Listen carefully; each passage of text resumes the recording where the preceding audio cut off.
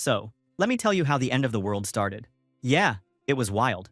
The president of Korea hopped on TV and told everyone that the world was about to end. Why? Because a massive asteroid had fallen on Japan.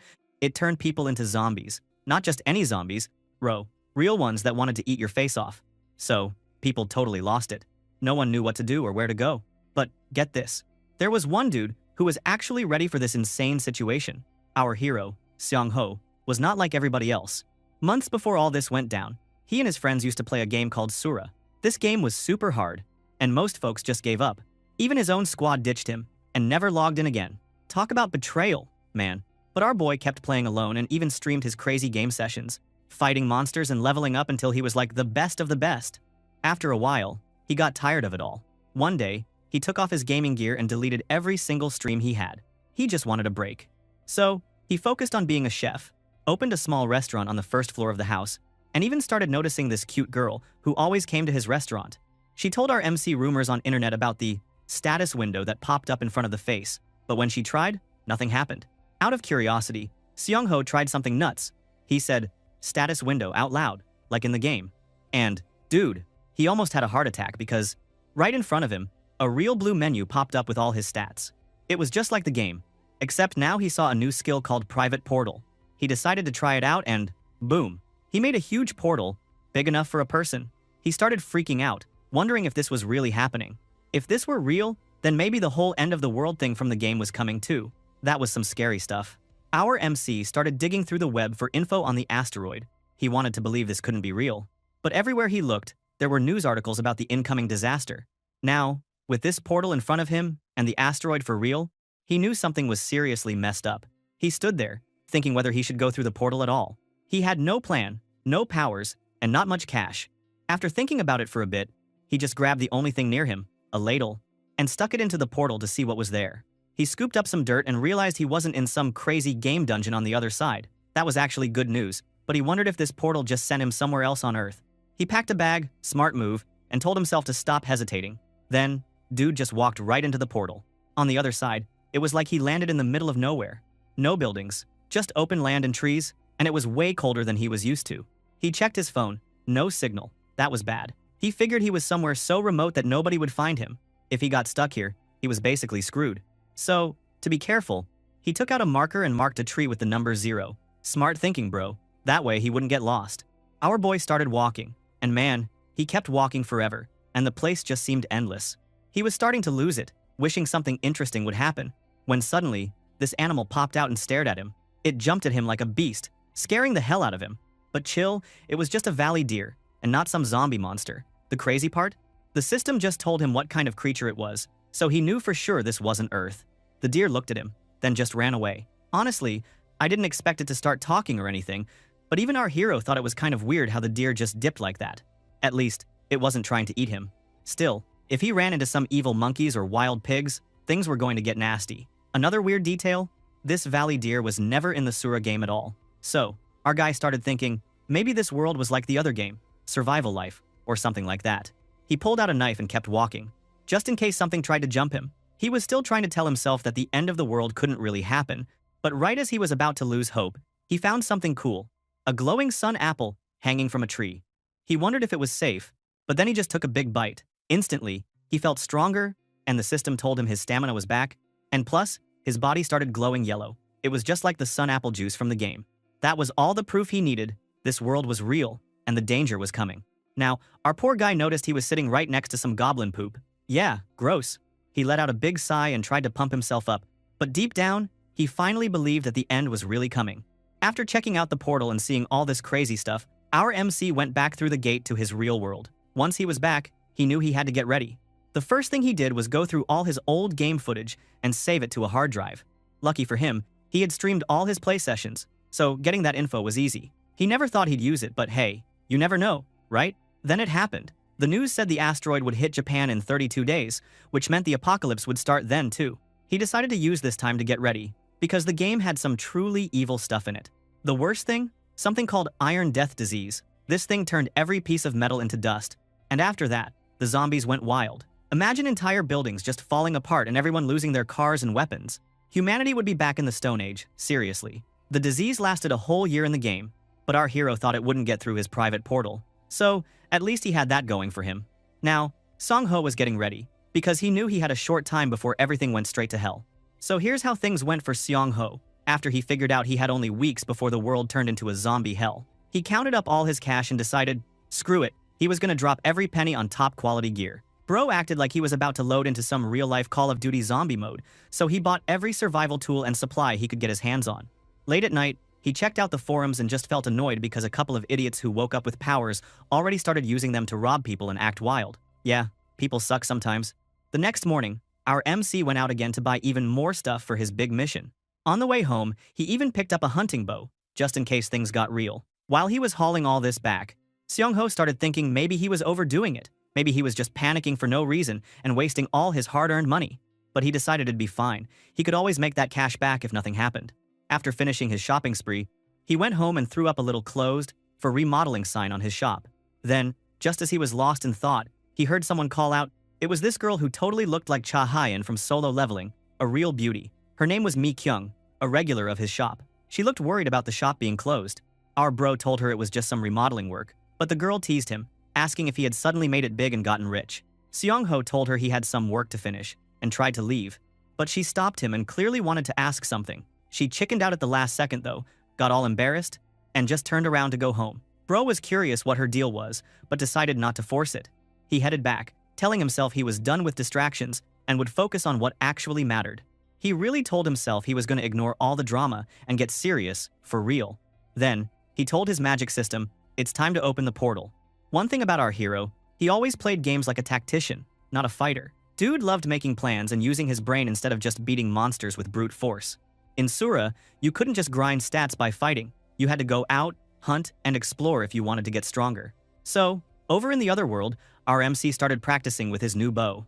The guy had never touched one before, so he just watched a bunch of YouTube videos and tried to copy what he saw. He set up, took, aim, and let an arrow fly. Amazingly, he nailed the target right away and felt like a total legend. Still, after trying a few more shots, his hand was killing him, and he realized his real weakness was his own weak body. So, he promised himself he'd start working out and build up his stamina. Once the basic stuff was done, it was on to phase 2. He needed to plan 2 big things. First, figure out the safest way to hunt monsters. And second, build a home base to store all his stuff safely. The only problem? All his serious equipment and supplies were still being shipped to him, so he was stuck with nothing for now. Until his gear showed up, he just wandered around picking golden apples, which was pretty lucky, honestly. He marked down all the good spots, and used his old Sura tricks to get ready for the coming apocalypse. While exploring, Seong-ho started hunting for goblin poop. Yeah, you heard that right. Goblins always moved in packs, but finding just one lonely poop on the ground meant there was only a single goblin around. Our guy, who might as well have called himself the Poop Inspector Pro Max, used his expert skills to guess that this goblin was probably kicked out of its group. Song-ho figured this loser goblin was his big opportunity, and he just had to track it down. Night fell, and he kept searching for the solo goblin. He heard some wolves howling, which meant he was getting close to the valley. Then finally, he spotted the goblin, just like the ones in his game. Now, goblins were supposed to be the lamest monsters out there, with nothing but spears and poison darts, but they were still nasty. They loved torturing people, which is why our MC picked a bow instead of fighting up close. Luckily, this goblin was old and weaponless, so Seong-ho whipped out his bow, telling himself that if he stayed calm, he could nail the shot. He fired his first arrow and hit the goblin right in the arm. He was aiming for the head, but hey, not bad for his first real monster encounter. He tried to shoot again, but the goblin chucked a rock so hard it knocked the bow out of his hands. Seong-ho realized he was up against a tough customer. Both of them pulled out their knives, getting ready for a final showdown. Seong-ho tried to slash the goblin, but the thing dodged and smacked him right in the knee. That had to hurt. Our boy tackled the goblin, slamming it to the ground. He got on top and stabbed his blade deep into the goblin's chest. The thing screamed until it finally died. Seong-ho stared in shock. He had actually killed a goblin for real and even earned 2 points. He could barely believe it. While catching his breath, he noticed some guaca powder and vegetable oil nearby. He remembered from the game that if you mix those together, you could make ointment. But first he had to move fast. If the other goblins found the dead body, they'd come after him, and leaving it out to rot would turn it into some freaky monster called a bone creeper. So, yeah, he didn't have time to mess around. Just then, Seong-ho spotted a pair of red trouts not far away. But before he could celebrate, his heart just about stopped. He looked up and saw the creepiest owl monster staring right at him. Dude was in big trouble now. Suddenly, our hero was remembering all those times he used to stream his Asura game runs. Back then, he would talk about goblins and kobolds, and people in his chat would even send him money just to see him dive straight into the action. He always made sure to warn everyone about monsters like bone creepers, but the real nightmares in that forest were the werewolves and owlbears. Owlbears, especially, were super territorial and kept all the other beasties in check.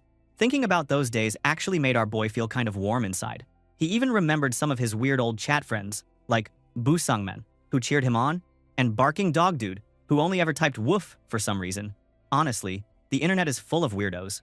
But then, Seong-ho realized it was kind of weird to be thinking about the good old days right now, especially when he was staring down a creature that looked like a walking jump scare. This owlbear wasn't just terrifying, it was about to make him into a midnight snack. Still, our boy refused to panic.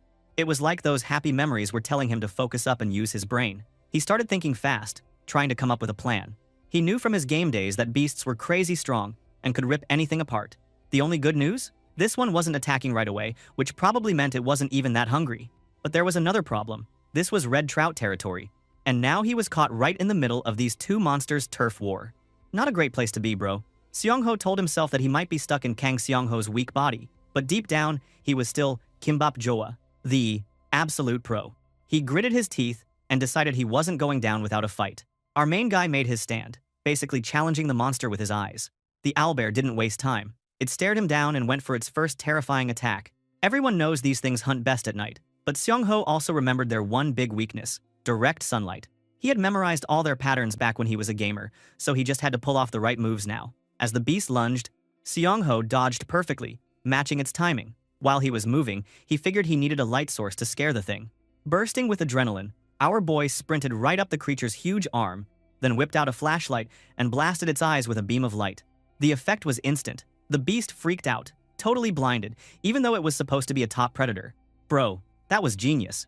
Next thing you know, our MC was back in his bed, looking like roadkill as his alarm went off. He felt like trash after last night, no surprise, since he had to deal with both a goblin and a freaking owlbear in one night. He had blacked out as soon as he got home, and his body was absolutely wrecked. When he tried to get up and grab something to eat, he just fell to the floor. Turns out his legs were not ready for another round. Good thing he still had some of those golden apples from the other world. He took a bite, and suddenly, his stamina was all the way back. Magic fruit for the win. After cleaning up a bit and feeling almost human again, our boy went out for food and ran right into that girl again, the one from the shop, Mi-kyung. She said it was just a coincidence, but she sat down because she liked having someone to eat with. Out of nowhere, she asked him if he had tried opening the status window. Her excitement made it pretty clear this was what she wanted to talk about before, but got too shy to bring up. Mi-kyung even showed him the news about people with powers causing trouble, stealing money and all that. Seong-ho was a little shocked that she just came out and asked, but he played it cool and lied, telling her his status window never showed up. Honestly, he thought it was smarter to keep his abilities secret for now. His special trait wasn't for fighting, it was for strategy. If he showed his cards too soon, it could put him in real danger, especially if Mi-kyung turned out to be the wrong person to trust. Still, our guy was curious why the lady was so interested in all this awakening stuff. Then she surprised him. She hesitated and admitted she was lying about something. Seong-ho figured she probably meant well, so he told her she didn't have to worry. He told her there was still time and left soon after, heading home to get back to work. Finally, his delivery boxes arrived. All that gear he spent his cash on was here at last. He wasted no time and took his supplies up to the rooftop, only keeping the most important stuff on the second floor. Now, he could finally focus on the day's mission, finding a proper spot for his new hideout. He packed up gas masks, suits, and a bunch of other equipment. The plan was to build a base, and that meant he needed an axe. Once he jumped back through the portal, Seong-ho started looking for a place to hide out. While searching for the old goblin from before, he accidentally found a goblin cave. He remembered exactly where it was, so he went back and checked it out. It was actually a pretty awesome spot, totally perfect for his plans. But first, he needed to know what kind of monsters lived there. Scanning the area, he spotted tiny kobold footprints. That was actually good news, because that monster was nothing to worry about. He had already come prepared for low-level monsters anyway. Plus, kobolds were nocturnal, which meant they were all sleeping right now. So, our hero decided he'd just suffocate them inside as part of his plan. And that's where our boy was at, ready to make his move, with a base to build and a bunch of sleeping kobolds just waiting for him to get started. Then, Seong-ho was ready to clear out that kobold cave and make himself a sweet base. First thing he did was chop a bunch of branches for firewood, then dumped them right by the cave entrance. Next move, he splashed a good amount of gasoline all over the pile. This man thought he was about to breeze through this cleanup, just light a fire and easy win, right? But of course, things never go that smoothly. Suddenly, he heard some crazy noises from inside the cave. Those kobolds woke up early, and now they were eyeballing our protagonist like he was dinner. Not wanting to get chomped, Sung-ho said, "Hi, yeah," real polite, and then just went wild. He whipped out his axe and charged. With one swing, he chopped both monsters right at the neck, dropping them instantly. The only reason he made it look so easy was that those kobolds were still half asleep. Double kill for our MC, and the system popped up to give him a level up and 4 points. Not too shabby for a morning workout. After the quick fight, he tossed a lighter onto the firewood. The gasoline fumes started rolling into the cave. In his old Asura game, low-level monsters had this one huge weakness. They always freaked out when something new happened, and fire was definitely new for them. So our boy just waited outside, nice and safe, with his gas mask on. Burning them directly would have been messy, but smoking them out like this made the cleanup way easier.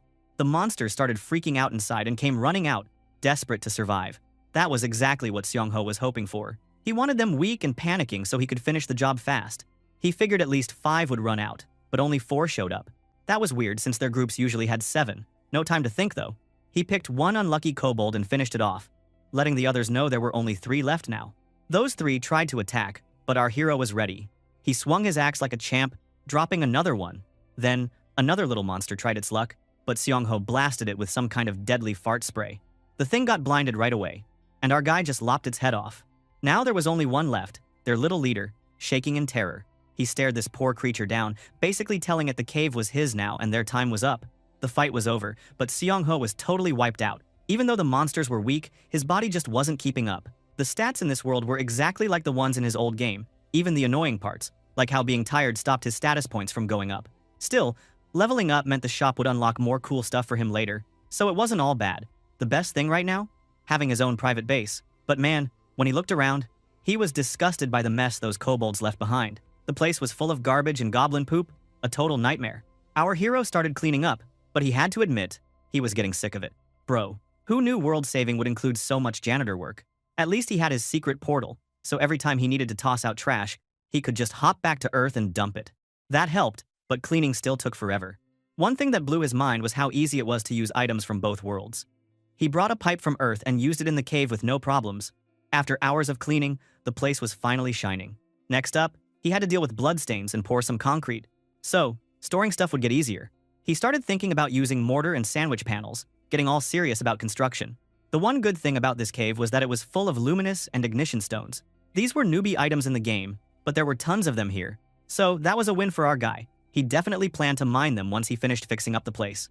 The next day, Seong-ho was feeling like a zombie himself. He worked so hard that his whole body hurt. When he checked his arm, he was surprised to see just a few cuts that could have been way worse. The table stacked up all his loot from the other realm. Our dude figured this was a good time to whip up some ointment. The recipe was simple. Guaca powder and vegetable oil, the same amount, then just mix it up. Easy stuff, especially for someone who knew his way around a kitchen. Smearing that ointment on his arm made him feel like he was finally making progress. But then our hero realized he'd probably have to make this stuff over and over, and that was kind of a pain. He started thinking maybe it was time to raise his stats and work on the basics, unless, of course, he died before the apocalypse even started. That would be the dumbest thing ever, honestly. Seong-ho really didn't want to risk it, so maybe getting a better weapon, like a gun, would help. Then boom, a new idea hit him. He remembered something from the game's background story. The big question was, would that secret game lore actually work in this real-life apocalypse? If the events from the backstory happened, they could totally help him out. With a fresh plan in mind, our man went up to the rooftop for his construction stuff. He opened up his portal gate and started tossing bags of supplies through, one after the other. Then he grabbed a few more things and headed down to the first floor, ready for whatever was coming next. When our boy was just about to haul a bunch of packages, then, boom, that same girl showed up again out of nowhere. He started to wonder if she was just getting way too comfortable with him these days, so he totally said it right to her face and watched her get embarrassed. He quickly explained that he was just busy with all the remodeling work, and she seemed to buy it. But then, she brought up something that kind of surprised him. She told him he hadn't come in for his regular haircut in 3 months. Our MC remembered, oh right, he actually did need one, especially since he was about to go exploring again. So, he dropped what he was doing and followed her to her hair shop. Now, if you saw him sitting in that chair, you'd think he looked like a shaggy rock star, all brooding and awkward. He said she should just shave it all off. Buzz cut time. No mercy. She was a little shocked, but she just did what he asked. While she cut his hair, she admitted she'd noticed his shoulders were getting broader, like he'd been hitting the gym or something. Honestly, no real girl would ever say that, but she did, so take the compliment, bro. Seong-ho just told her he'd been working out, trying to sound casual. While she worked, Mi-kyung started talking about the status window. She mentioned that it might be tied to the game Survival Life, and that the people called Awakeners were actually those who played the game at least once. Our protagonist acted clueless and just agreed with everything, but he was a little curious. So, he asked her where she was getting all this information. Out of nowhere, this punk with tattoos came walking into the shop, saying he was there for the new intel. The funny part? Had fought with Seong-ho before because of his irritating, loud singing. Our boy was instantly annoyed that this clown was the girl's source for all her game news. The guy with the blonde hair started talking about how someone had deleted their streams and kept all the best info for himself. He even blabbed about trying to find out the streamer's real location. This punk definitely wanted to know more about this mystery person. Then, the guy, In-ho, dropped the name Kimbap Joa, which used to be Seong-ho's username, right there in the shop. Talk about awkward. Now our MC realized that people were actually out there hunting him. In-ho kept pushing, telling the girl to be brave and join their team. Seong-ho thought the whole situation was just dumb. The only reason he ever deleted his videos was that he was disappointed, not for any personal gain. But this wannabe know-it-all just kept talking trash, even cursing out Seong-ho for disappearing and not sharing any information online. Joke's on him. He had no idea the guy he hated was sitting right in front of him. Our boy wondered if the whole online community was as salty as this idiot. While bad-mouthing Kimbap Joa, this jerk keeps forcing the hairdresser to join his team. When In-ho got too irritating, Seong-ho stood up and scolded him for ruining his haircut. In-ho tried to act all tough, but Seong-ho just glared at him like he was ready to throw down, telling him to get lost unless he wanted another embarrassing defeat. That was enough for the punk. He bailed, and the girl said goodbye as he left, clearly relieved. When Seong-ho saw how stressed she looked, he asked for her number, but really, it was just because he thought this clown In-ho might actually get her in trouble someday. That was some real-world safety thinking, right there. Back at home, our boy looked like a total model with his new buzz cut. He sat down and thought about his old username. So, he decided to look himself up on the forums. Bro, what he found was pure chaos. The entire site was filled with hate, people cursing him out non-stop. Somehow, he even found In-ho's page, which was basically a shrine to being a hater, full of trash talk about our MC and nothing else. It was almost impressive how much this dude hated. Seong-ho turned off his computer. He wasn't sad, just kind of disappointed in humanity. That's when his brain just snapped into survival mode again, and he opened the portal. For the next 2 days, he busted his butt in the Asura world, mining the new cave and getting all the construction done. He used the pickaxe and mixed mortar with water, smoothing out the floors and walls each day. When the work was finally done, he just stood outside, looking at the lonely moon, waiting for the mortar to dry. Standing there, he realized he was getting pretty sick of all this hate and nonsense. He wasn't anybody's hero, and he didn't care about saving the world. The only thing that mattered was surviving, staying on top, and winning. Simple as that. But just when he settled on that, something creepy happened. A bone creeper came rattling up in the darkness, and our boy was already in a bad mood. So this thing just made him snap. Suddenly, there was a huge explosion, fire everywhere, total chaos. The next thing he knew, he woke up covered in scratches and had no clue what had even happened.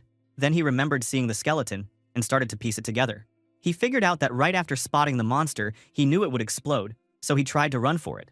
The blast caught up to him anyway, knocking him out cold, but not finishing him off. Still, the move cost him. His right side was full of sharp bone fragments. Yikes. Barely able to move, he called up his status window. His stats were all down thanks to his condition, but at least the system gave him some points for taking out the monster. His head was pounding, but with his last bit of energy, he commanded the portal to open. On the other side, the first thing he did was treat his wounds. He had to pull out the bone shards, which hurt like hell, and patched himself up with his homemade ointment. When he was finally done, he bandaged everything and just passed out from the pain and exhaustion. The next morning, the sun came up, and our hero was back up, still alive somehow. He felt like he was on his last legs, so he checked the status window again. The system said he was okay, so that was a relief. He started to wonder how that damn bonehead monster even found him. The forest was huge, so it kind of made sense that random monsters could just show up out of nowhere. That was a big warning sign. He had to focus on improving his perception stat if he wanted to stay alive. He remembered that in the game, stats only went up if you used points from hunting or exploring. Gear could help too, but it always meant risking your life against way stronger monsters. Getting even one stat-boosting item meant going up against some insane beast. But defeating monsters could unlock new skills as well, depending on what you killed and how. Not every skill worked for every player though, so even that wasn't simple. Seong-ho realized that if he wanted to get stronger, he'd have to grind way harder and maybe risk his neck. But hey, that's just another day for our unlucky MC. He started thinking hard about how to get his hands on some real stat-boosting items. He knew fighting tougher monsters was part of it, but there had to be a smarter way. That's when he remembered the background stories from the game, those secret events that happened before the apocalypse even hit Earth. In the game, If you visited those places before the disaster, you could grab special rewards. Maybe he could do the same thing in the real world now. Or maybe he was just being a theory-crafting nerd again. But hey, sometimes crazy ideas actually worked. So the poor guy started digging through his old game notes and watching old footage, checking out all the hidden lore. He found 3 key spots: the Russian ship, the Hobgoblin place, and the Jiri Mountain Orc incident. The game said the Orc would be found on the 26th, which meant our MC had to get there on the 25th if he wanted first dibs. While he was plotting his next big move, his phone suddenly buzzed. It was Mi-kyung, calling him late at night. Soon, the two were chilling at a cafe. She looked at him and asked why the hell he was wearing a long-sleeve shirt in this hot summer weather. Our hero totally forgot he needed to hide his wounds, but this girl was sharper than he thought. She brought up the drama from earlier at the shop, saying she thought maybe he was upset about it. Seong-ho shook his head, letting her know he was fine, but she still looked relieved and said that moment seriously scared her. He reminded her about last winter, when that idiot In-ho caused a bunch of trouble with his illegal tow truck. The guy even started fights with people way weaker than him. Basically, he was a piece of trash, and Seong-ho begged Mi-kyung to stay away from him. She looked surprised, saying she had never heard any of that before, but she promised to be careful. Seong-ho then got straight to the point and asked her why she wanted to meet up. That's when Mi-kyung leaned in and confessed she was actually awakened too. Bro, out of nowhere, she just dropped that bomb on him. Our MC had no idea why she would trust him with something so risky, but he played it cool and acted a little jealous, like he wished he had gotten awakened powers too. She apologized for lying before, but he just told her not to worry about it. After that, he stood up to head home, but not before saying her words actually made him feel better. He even dropped a hint that he was interested in the survival life game, planning to study it more. Maybe she would pick up on his clue, or maybe not. Walking home, our boy admitted to himself that people like Mi-kyung gave him some hope for humanity. He checked some online stores and bought himself some cool drones and even rented a car for his next mission. Then he crashed in bed, needing to rest up for a big day tomorrow. Morning came, and it was go time. First thing, our MC started making materials for the orc hunt. In his cave base, he crushed and refined ignition stones, which could blow up in your face if you weren't careful. Next up were the luminous stones. Mining those blinded him with their crazy light, but that was just part of the grind. After crushing both types of stones, he turned them into fine powder. Then he mixed in sugar, gasoline, and some nasty-smelling organic chemicals, plus a hardening agent for the ignition stone so it would stay put. He was super glad his magic portal let him set up a desk wherever he wanted. Once everything was ready, our guy packed his gear and loaded it all in the rental car. Feeling good about his prep, he hit the road, headed straight for Jiri Mountain for the orc hunt. He got to the campground before midnight, parking his car and spending the last few hours just going over his plan in his head and making sure his stuff was safe. When the clock struck midnight, he started his full search. After 2 hours, the rain got worse, and the whole place turned into a foggy mess. Our boy squinted into the mist, wondering where the hell those orcs even spawned from. He thought maybe the game's warning signs didn't happen in real life. But just then, a crazy loud roar snapped him out of his thoughts. He spun around and saw a giant, shadowy figure stomping its way. It was an orc, but not just any orc, a red orc subspecies. That meant a guaranteed skill drop if he could take it down, but also way more danger. Seong-ho tried to keep his cool and fired off a flare, just like in his plan. If everything worked, he could totally capture it. The first step was making the orc mad and drawing its attention. When the orc saw the light from the flare, it started smashing at it with its axe, distracted for a second. That was his opening. He aimed at the monster, quickly opened his portal, and grabbed a flashbang. He set it off, and the blinding light stunned the orc for like 20 seconds. Now, it was a race against time. With the monster dazed, our boy took his chance. He slashed at the orc's muscles, weakening its movements. The orc screamed in rage and swung its giant axe at him, trying to smash him flat. But he ducked at the last second, dodging the attack, and then stabbed his knife right into the orc's foot. The beast dropped to its knees, howling in pain. As soon as their eyes were level, Seong-ho shoved his homemade flame can right down the orc's mouth. He barely had time to jump back before it exploded inside the monster's head. Victory, right? Not quite. The orc's fist came flying out of nowhere and smashed him, sending him tumbling across the ground. That looked like it hurt, bro. He scrambled to his feet, realizing he'd celebrated way too early. The orc was coming at him, upper body still on fire, not ready to go down yet. Honestly, our hero thought he was screwed this time.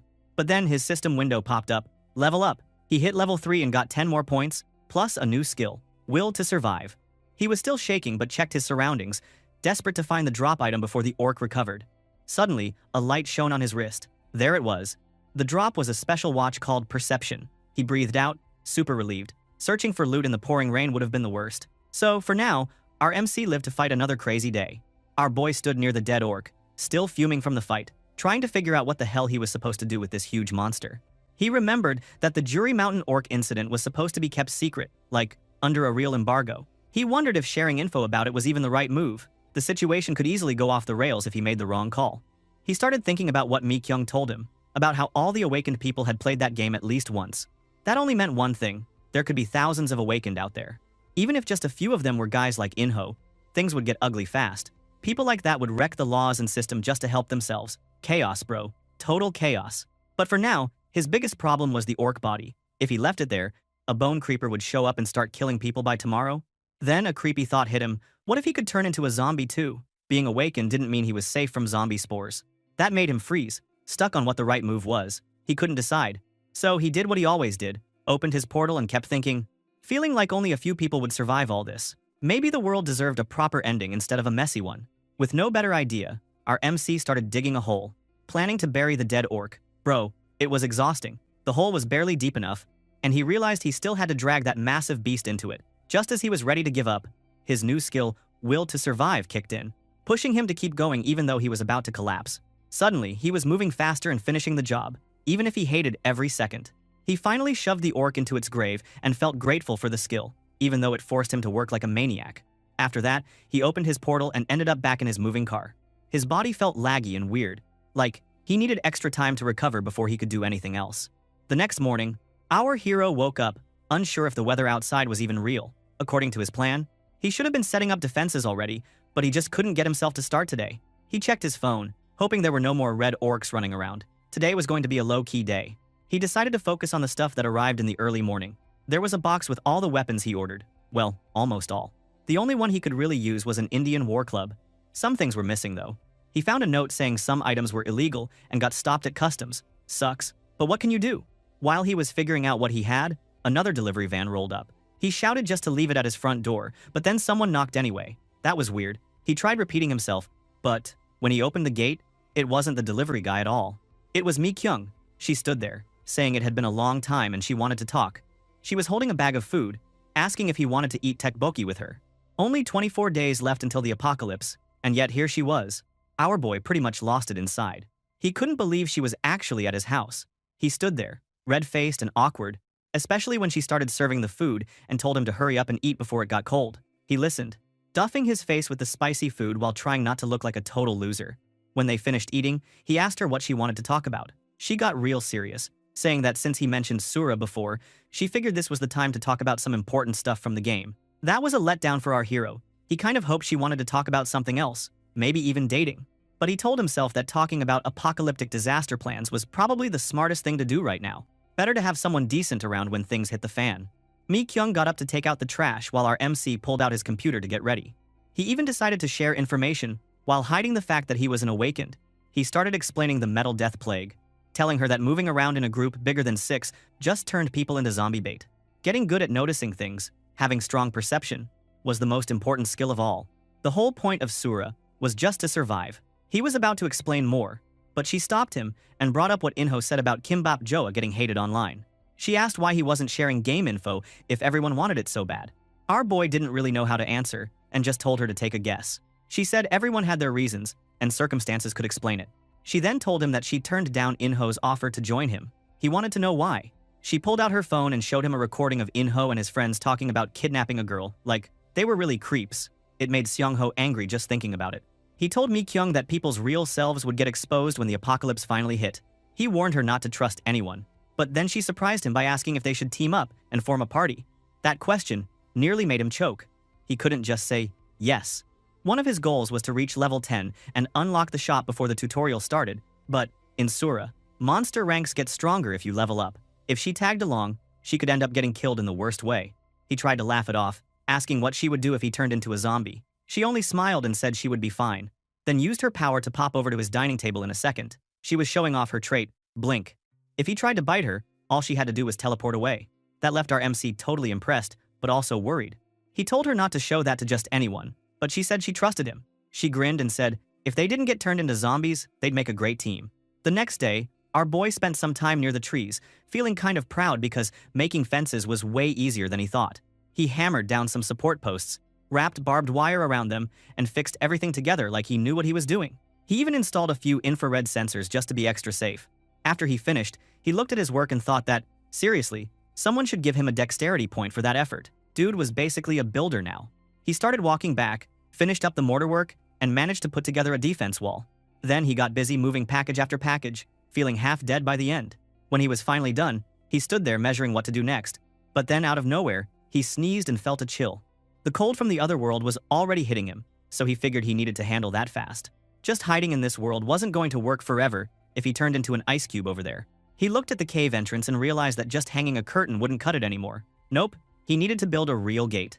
But every time he solved one problem, his to-do list just kept getting longer. Life of a survival pro, bro. Later, our MC hit up a woodworking shop to buy supplies and order new stuff. On the drive home, he checked out the places on his list to rob when the metal death plague hit. He'd only have 5 hours before metal started dying, so he needed a plan. But while he was making his mental list, he suddenly ran into Hyungjun, the gym director guy he hadn't seen in forever. The guy was a divorcee and had a little kid. But today, Hyungjun looked rough, like the world just stomped on him. He started checking out our hero's body, joking that he looked like he was getting back in shape. That was awkward. Seong-ho asked what was going on with him, and this man replied that it should be obvious. He was upset because the world was ending. That stopped our boy in his tracks. He was surprised that Hyungjun knew the truth too. The beefcake asked if he believed the rumors, and our MC played it cool, pretending he hadn't awakened at all. Hyungjun sighed and said he hadn't awakened either. He explained that he didn't believe anything at first, but that changed fast when his friend suddenly started floating with his new superpower. Now that friend was off to the broadcasting station, trying to make money off his powers. Hyungjun made our boy sit beside him, and it hit the MC that soon, the whole world would know about the awakened people. Then, Hyungjun brought up something wild, the Yoido shootout.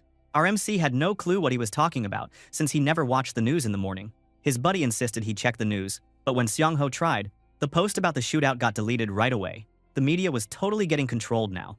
He explained the follow-up story, saying the news claimed it was just a deserter who started shooting. But the place was now closed off, and only the army and police could get close. Our boy suddenly felt like he had to get out of there, so he made up some excuse and ran home. He started freaking out, because the shootout happened right after the orc incident. It made it way too obvious to him, the government must be involved. Their reaction was just too suspicious. Back home, he opened a file on his computer and played a video. He was shocked to see so many people knew the exact time of the precursor event. He thought he had hidden the orc problem, but the shootout happened at the same time anyway. Our MC kept overthinking, wondering if someone had leaked the info to the government before everything started. Maybe this person was working with the government, but didn't come out in public because they didn't have fighting skills. He didn't know who it was, but he was sure there was someone working from the shadows. He did some research and narrowed his suspects down to 3 veteran players. After thinking about it, he crossed out the creator of the game. If the creators were with the government, they wouldn't have let him kill the orc.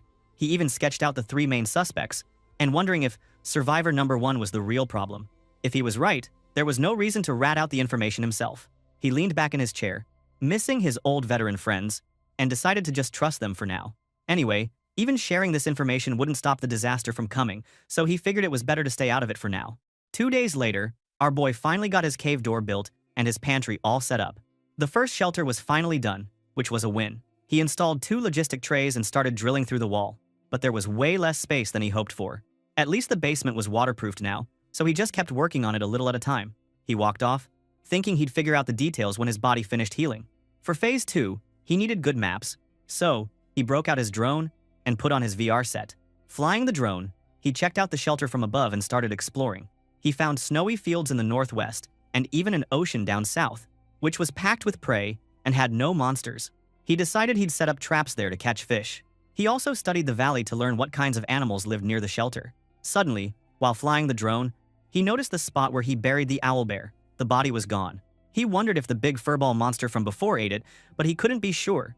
There were tons of orc footprints around, so it was even more suspicious. He measured the distance between the valley and his shelter, about 1.5 kilometers, and realized his place might be way more dangerous than he thought, especially with goblins nearby. So, not wanting to lose his drone, he brought it back to the shelter. At least now he had a good map and knew which animals were in the forest. Life was about to get even crazier, but hey, at least he was prepared, sort of. Without further ado, he had to check out all the new areas he found on his drone map. He started with the closest swamp, hoping he could start a little farm there. But just as he was getting ready, the infrared sensors went off. He didn't even have to guess. Those footsteps on the ground were classic goblin tracks. Our MC had already been expecting this, so he was actually kind of excited. Maybe it was, thanks to his new perception skill, but every tiny sound was super clear now. He waited for a bit, staying hidden, and soon he spotted a couple of goblins without them seeing him. Dude, this was the perfect chance to ambush them. He got his bow ready, aimed his arrow straight at a goblin's head, and let it fly. That goblin dropped instantly, but the others saw him and started charging in like idiots. Still, they were basically free points for our boy. He took down 4 of them with no problem. Then, he went after the last group, but these guys managed to surround him. That was a bad situation, but he was ready. He pulled a flashbang, and as soon as he threw it down, the goblins saw it, and they all dropped to their knees like someone just unplugged their brains. While they were down, the poor goblins didn't stand a chance. Our MC chopped their heads right off, making use of their exhaustion. Even he couldn't believe how easy it was. He kinda amazed by himself there. Now, there were only 21 days left until the apocalypse hit. Our hero started digging to bury all the goblin bodies, feeling dead tired. But then his special skill kicked in, and suddenly he felt super refreshed and efficient, like he just drank 3 energy drinks at once. He realized that maybe this skill wasn't so useless after all. After all the goblin bodies were buried, he turned to collect his loot. First, he found some guaca fruit, which was basically like a cheat code for restoring strength. There was also a ton of vegetable oil, which made him wonder if there was a big harvest somewhere nearby. Then, he checked the head goblin's pouch and found something weird. A blue toad, still alive and kicking. Our boy had no clue why these goblins were carrying a live toad, but that thing started smelling awful right away. Then it hit him. This was a paralysis poison toad. The green monster used this smell for poison attacks. As soon as he realized this, our MC decided he just had to raise this toad, no matter what. Not only was it kinda cute, yeah, this dude has a soft spot for blue frogs, but he figured he could use the poison for hunting, and maybe even make himself resistant by injecting some of it. He named the little guy Jodok, promising he'd get plenty of food. Suddenly, his status window popped up, saying that Blue Frog was now his property. Our protagonist couldn't help but wonder if this was some secret game feature that made it into the real world. He started overthinking, like usual, but then got back to work. Next up, he explored again, opening his dimensional gate and going back and forth to organize all his stuff. After getting everything in order, he started searching the area around his base. Pretty soon, he found something cool he'd missed on the drone, a spring with fresh water. He checked it out and was relieved to see it was just normal water, nothing cursed or freaky about it. Even better, there was a little hideout right behind the spring. And, jackpot, he found a guaca tree and even more vegetable oil buds there. He picked up the fruits and oil buds, then made sure to leave marks on the trees so he wouldn't get lost next time. When he got back to his apartment, it was time to feed his new pet, Jodok. Right now, he was raising the little guy in his second-floor apartment. He didn't dare leave his frog at the hideout alone. He'd probably get eaten. Taking care of his pet was just one chore, though. The other big job was making ointment for wounds. But, bro, he made way too much and had no idea what to do with it all. He figured Mi-kyung didn't need it, because she was awakened too. So, he decided to give some to Hyungjun. At Hyungjun's place, the gym guy drank a protein shake, and our MC gave him the ointment. He was confused and asked if Seong-ho was trying to start a business. Our boy just grinned and said he bought too much, but it was good for cuts and scrapes. Hyungjun was still grateful, though, for the ointment and the Asura info, but Seong-ho said he should be thanking his buddy for warning him about the shooting. Then Seong-ho noticed the gym was weirdly empty. When he asked, this beefcake explained that everyone was left to make survival plans after a broadcaster spilled his secrets. Now they were thinking about making the gym their main base. Our boy warned him that having too many people in one place was dangerous as hell, but Hyungjun was just too loyal to his gym bros to leave them behind. He asked what Seong-ho was going to do, but our MC just dodged the question. Suddenly, a scream cut through the air. Our boy knew that voice. He looked outside and saw Mi-kyung on the ground. He and Hyungjun rushed down to her, worried sick, and asked what happened. The lady said she got attacked, but didn't see who did it. The gym dude immediately ran out to check the area, even though Seong-ho tried to stop him from being so reckless. While Hyungjun rushed around outside, our hero stayed with Mi-kyung. She said everything just went black for a second, and she had no idea what even hit her. That made our boy freak out a little inside, because he realized something bad was starting to happen. He told her to use her blink ability the second anything weird happened again, because, bro, the threats were getting real. He promised to send her a self-defense kit soon and told her to be super careful from now on. Man, life was getting crazier by the day for our MC. Only 20 days were left until the apocalypse. Yeah, time was flying, and our boy could feel it. He started off thinking about this one old meme. When 5 people gather, one of them is always useless. Bro, that's just how life works. And he knew it even better from playing Sura. Trolls were everywhere, no matter the world. In Sura, there were even patches to mess with troublemakers, but the developers just answered complaints without ever catching these losers. Trollers would act all normal, join a party, and then lure the team straight into a monster den, wiping them all out. Sometimes they'd pretend to be friendly to beginners, then backstab them and take their gear. These jerks even made whole parties fight each other just for kicks. Seriously, they wrecked the game so hard that after 1 year, there were only 4 real players left, and that was only because Seongho's team finally wiped out the last annoying trolls. Our boy suddenly realized he was ranting hard like some old man online. He snapped out of it, deciding to sum up what he knew so far. After that whole Yoido shootout, the Awakeners communities all merged together. It wasn't just for sharing survival info anymore. Now, everyone was scheming and plotting. As he kept scrolling through their sites, he suddenly stopped. What the hell? People were selling his videos too. That was a new low, even for the apocalypse. He kept digging through the sites, and almost fell out of his chair when he saw Dawajusum, or Daju, a problematic who trolled everyone. There was even a huge thumbnail for Daju's video about being carried by Kimbap Yoa, our MC's old streamer name. Just great. He could already imagine this troll using some dumb edited clip to trick new players. Still, he had to admit, that was some creative hustling, and he even gave Daju a sarcastic round of applause in his head since people were praising the guy for being smart. But whatever. Our hero stretched his arms, knowing he had to keep training if he wanted to deal with these types of people. For the next 13 days, our boy barely took a break. Whenever he had a free minute, he watched survival YouTube channels and practiced weapon skills, learning all the real-world techniques he could.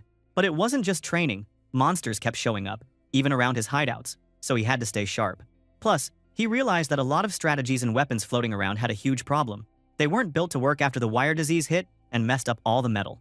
After those sweaty 13 days, it was finally time to pick a main weapon. Our MC dumped out his tool bag and checked his options: an Indian war club, a wooden slingshot, a pouch of clay beads, and a handmade stone axe. But honestly, none of them felt right. He tested out the slingshot first, since it could be useful for all sorts of things, but the clay beads were weak and didn't pack much punch. Next, he gave the Indian war club a few practice swings. He remembered that after the wire disease, smashing zombie heads with a blunt weapon was the best way to go. That's why, back in his gamer days, his first big buy after hitting level 10 was always a club-type weapon, like the ebony wood club. He needed to get good at clubs now if he wanted a chance later. Still, our MC wasn't sure if the Indian war club would work on people and not just monsters. He figured it was risky, especially if he had to fight some psychic awakener. He remembered that in survival life, killing another player gave you 50 points, but you'd get marked as a murderer and have to fight nearby players in forced death matches. Lots of people would still go for it, even if they got punished later. Not his style, though. While he was thinking all this, he ended up totally smashing his practice dummy with the club. He decided, for now, he'd just avoid murder-crazy players until his stats and skills were way higher. All that hard work left our hero sweating and tired, but he had more to do. He was just about to start dismantling the shop for good when he froze. There was a wolf howl close by. That freaked him out. Was there a wolf hurt near his secret base? He went outside to check and saw the thing up close. It was huge, way bigger than any normal wolf. Seriously, he could probably ride the thing if he wanted. The system popped up and told him this was a gray wolf. But something was weird. The wolf wasn't breathing. He thought maybe it was a stray, or maybe it wandered over after getting attacked. He got closer to look at its wounds. Out of nowhere, a little wolf pup headbutted him in the back. Our boy finally understood. The big dead wolf was the mom, and this little wolf was standing guard, trying to protect her. He was totally stuck. He couldn't just push the pup away by force, so he grabbed a shovel and started digging a grave for the mother. While he worked, the pup curled up next to its mom and fell asleep, triggering a flashback for our MC to his own childhood and to Mongchi, the dog he used to have. Once he finished the hole, he gently picked up the little wolf and quietly explained that its mom would be sleeping here from now on. He promised the pup could visit her anytime, and he even planned to make a special dog hole in the hideout door just for that. Then, he handed the pup a piece of meat and told it that he'd always make sure it had food until it grew strong. All he asked in return was help with sniffing things out using its wild nose. The pup made a happy sound, which was all the answer he needed. Our MC gave it a name, Dingo, and gave it a good head pat. Right away, the system went ding and told him he'd successfully bonded with the gray wolf, and this puppy was now officially his property. Now, there were 19 days left. Training started immediately. Every day, our hero worked with his dog, teaching it all kinds of commands. When he asked for a paw, Dingo put it on his hand. He told it to turn, sit, lie, down, or stay, and the puppy listened perfectly. He even tossed a big bone, and Dingo jumped up and caught it like a pro. Our boy was proud as hell. This wolf was a fast learner, probably thanks to being from another world or whatever. He knew that with Dingo's crazy sense of smell, his life just got a lot safer. He kissed our dog and was about to say something when his phone suddenly rang. Checking the message, He saw it was from Hyungjun, telling him to look up levitation online. That was weird, but he did it anyway. He found a top-ranked article about someone called the first superhuman, who claimed zombies and monsters were coming and that the world was going to end. People in the comments didn't believe it, saying the news channel was just fishing for clicks. Most of the regular folks were clueless, but the awakeners in the comment section were definitely freaking out. Our boy couldn't help but laugh. Some people got mad when info was kept secret, but others blew up when everything got shared. Humans, bro. He started wondering what the government would do next. He figured they'd step in sooner or later, especially after the next big event, the Hobgoblin warning. But honestly, our MC had no time for that drama. He knew he had to stay focused, keep training, and stick close to Dingo, because the end of the world was not waiting for anybody. Our boy was not about to waste a single second. He looked at Dingo and told him that starting today, they were going to explore together. Deep inside, he knew he had to prepare for everything if he wanted to survive. And, dude, his puppy seemed totally down for it. A little later, the two of them went through the portal into that wild, other world. While they walked, our protagonist started thinking about why he was bringing his new wolf buddy along for this interdimensional adventure. He let Dingo sniff a tiny pouch, then told him to find it. The first reason was all about the upcoming Hobgoblin event. He needed it to get super familiar with the scent of goblins so that the puppy could track them down later. Dingo was all business, he barked, after finding the corpse hidden deep in a mound. Our MC was seriously proud. His little guy had found it just by catching a whiff that was barely there. But, hey, that wasn't the only reason for this exploration. The second reason was to see if his dog could keep his cool during real fights and listen to commands. So he gave a signal, and the pup shot forward like, wow, total pro energy. Dingo went straight for a rabbit out on the grass and nailed it. Our hero gave him a ton of praise for that. The third reason, he wanted to see if actual hunting was possible in this world. When Song-ho came over to check Dingo's catch, he saw that the rabbit was way bigger than normal and had some strong claws. Definitely not your average bunny. After that, the two explorers kept going, just wandering and learning. As they moved along, our MC started wondering what Dingo's mental stats would look like if the system showed them. He figured he could check that out for himself, so he headed toward the valley. Then, boom, a system window popped up, saying that puppy's health had gone up by 1. That was nuts, because he remembered back in his streamer days as Kim Bap Yoa, his own health stat was 170, and Dingo was already growing so fast. Suddenly, his dog started coughing, and our poor guy got worried, rushing over to give him some water. He gently reminded his partner not to run off alone into the woods. While Dingo drank, our MC's eyes landed on a massive green pepper growing nearby, and he started thinking maybe the pup had tried to eat that. The system helpfully told him it was called a bull pepper. Song-ho was pumped to find something like that in the wild, and gave Dingo a thumbs up, promising to hook him up with more treats later. He got down and started digging to harvest the bull pepper. They set off again for one last hunt. This time, the two of them sat on some rocks at the edge of a stream, just chilling for a moment. Dingo didn't smell anything weird or dangerous this time. Our hero knew the red trout in that stream weren't monsters and wouldn't drop items or points, but he figured the experience would be good for his young buddy all the same. After the hunt was done, he made up his mind to finish prepping for Phase 2 and then head home. The next day, he totally demolished his restaurant. The manager from the demo company was there, telling our MC to contact them within 3 days if there was any problem with the repairs. Our protagonist thanked the guy, honestly grateful that everything started so early. As he looked around at the wreckage, he felt a bit sad, but he knew it had to be done. When he stepped inside, he figured all the shops would get looted after the apocalypse anyway. And, bro, he'd probably do the same if he were desperate. He didn't blame anyone. While Seong-ho was cleaning up, Hyungjun showed up behind him, checking out the empty place. His buddy said he'd done the same, left only the bare minimum stuff in his own shop. Our hero wondered out loud why Hyungjun was even there. But, instead of answering, that guy snapped his fingers hard on Seong-ho's forehead, annoyed that he'd disappeared yesterday without saying anything. He said he came just to make sure our MC was still alive. Meanwhile, Dingo watched Hyungjun with cold, suspicious eyes. Hyungjun asked if Seong-ho always had a dog, but our boy explained that his old dog was gone, and this was his new pet.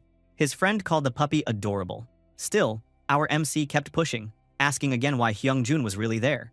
Finally, this dude admitted he was worried, but he also dropped a big reveal. He had found out who was behind the attack on Mikyung. Now there were only 17 days left until the world went crazy. The two of them sat down to talk.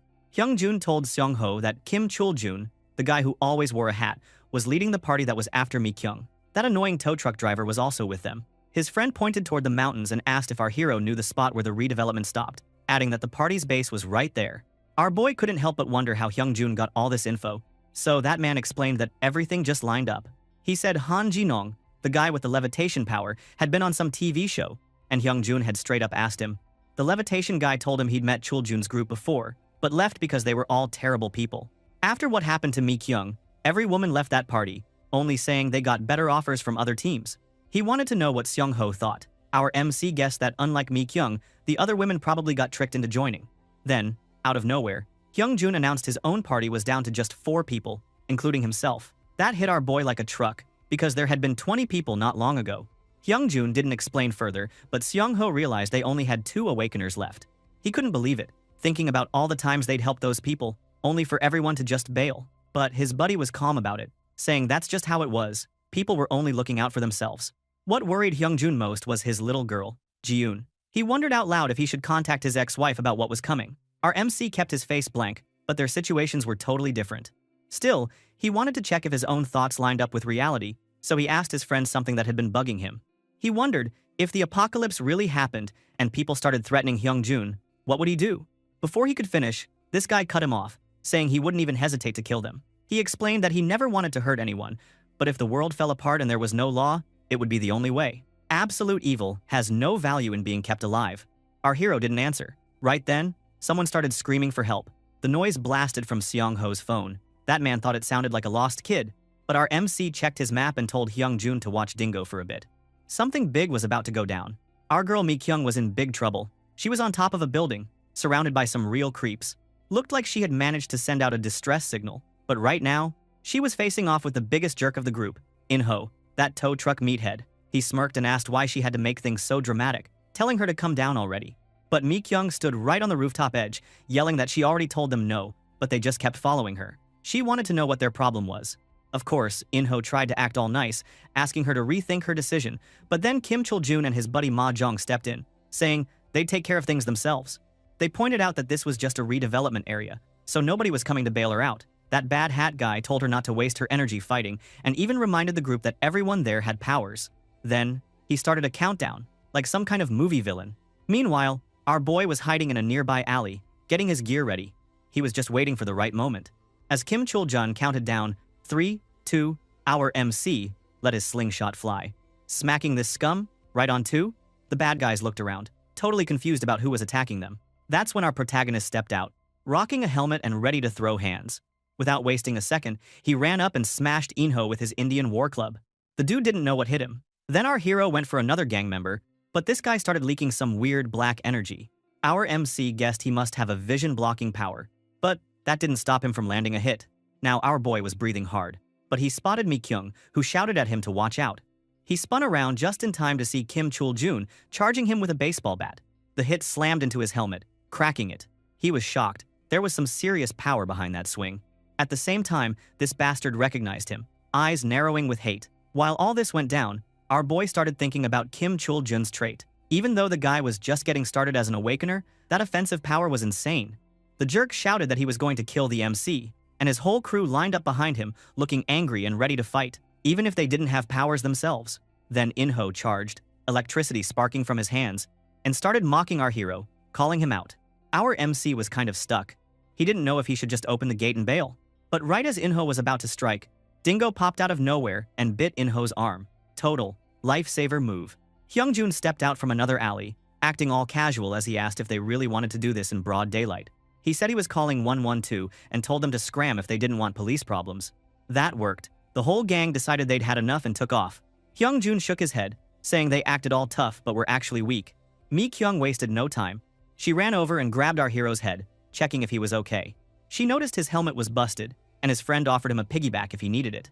With both of them fussing over him, our MC suddenly remembered his old gaming friends, made him feel weird for a second. She wanted to take him to the hospital, but our MC just turned away, saying he was fine. Then he looked at Hyungjun and asked if they could make Mi-kyung part of their team. This man said he was cool with it if the lady agreed, and she jumped right in, saying she was down. The hero said he had stuff to do and left. But Hyungjun and Mi-kyung were left behind, confused about why he was acting so distant. Back at home, our protagonist tried to keep his emotions together and focused on planning for phase 2 of his survival setup. He felt a little bad for leaving his friends like that, but after seeing his friends together, he finally thought maybe he could trust them with his real secrets. It didn't matter right now, though. He already made his choice.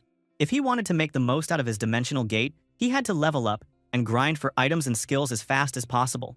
After fighting that mountain gang, the thought crush them with item power, was stuck in his head even more. He also realized that, if he kept on leveling up solo, there would be a huge gap between him and his team. Monsters that respawned around him would be way stronger. That could make things super hard for Mi-kyung and Hyung-jun if they tried to team up later. Still, he kept working, pushing himself until he finished installing a wood-burning stove in his hideout. Not gonna lie, he felt pretty good about that. Dingo loved it too, sleeping like a baby next to the warm stove. There were just a few more things to set up before his first hideout would be ready for the squad. Our MC decided not to sleep, working through the night to get it all done. Now, there were only 16 days left before the world ended. On TV, a news anchor gave an update about the asteroid. Turns out, the HSA said the thing, Yunjambi, had reached the middle of the solar system. The asteroid broke into two pieces because of Jupiter's gravity, and the scientists claimed neither piece was coming to Earth.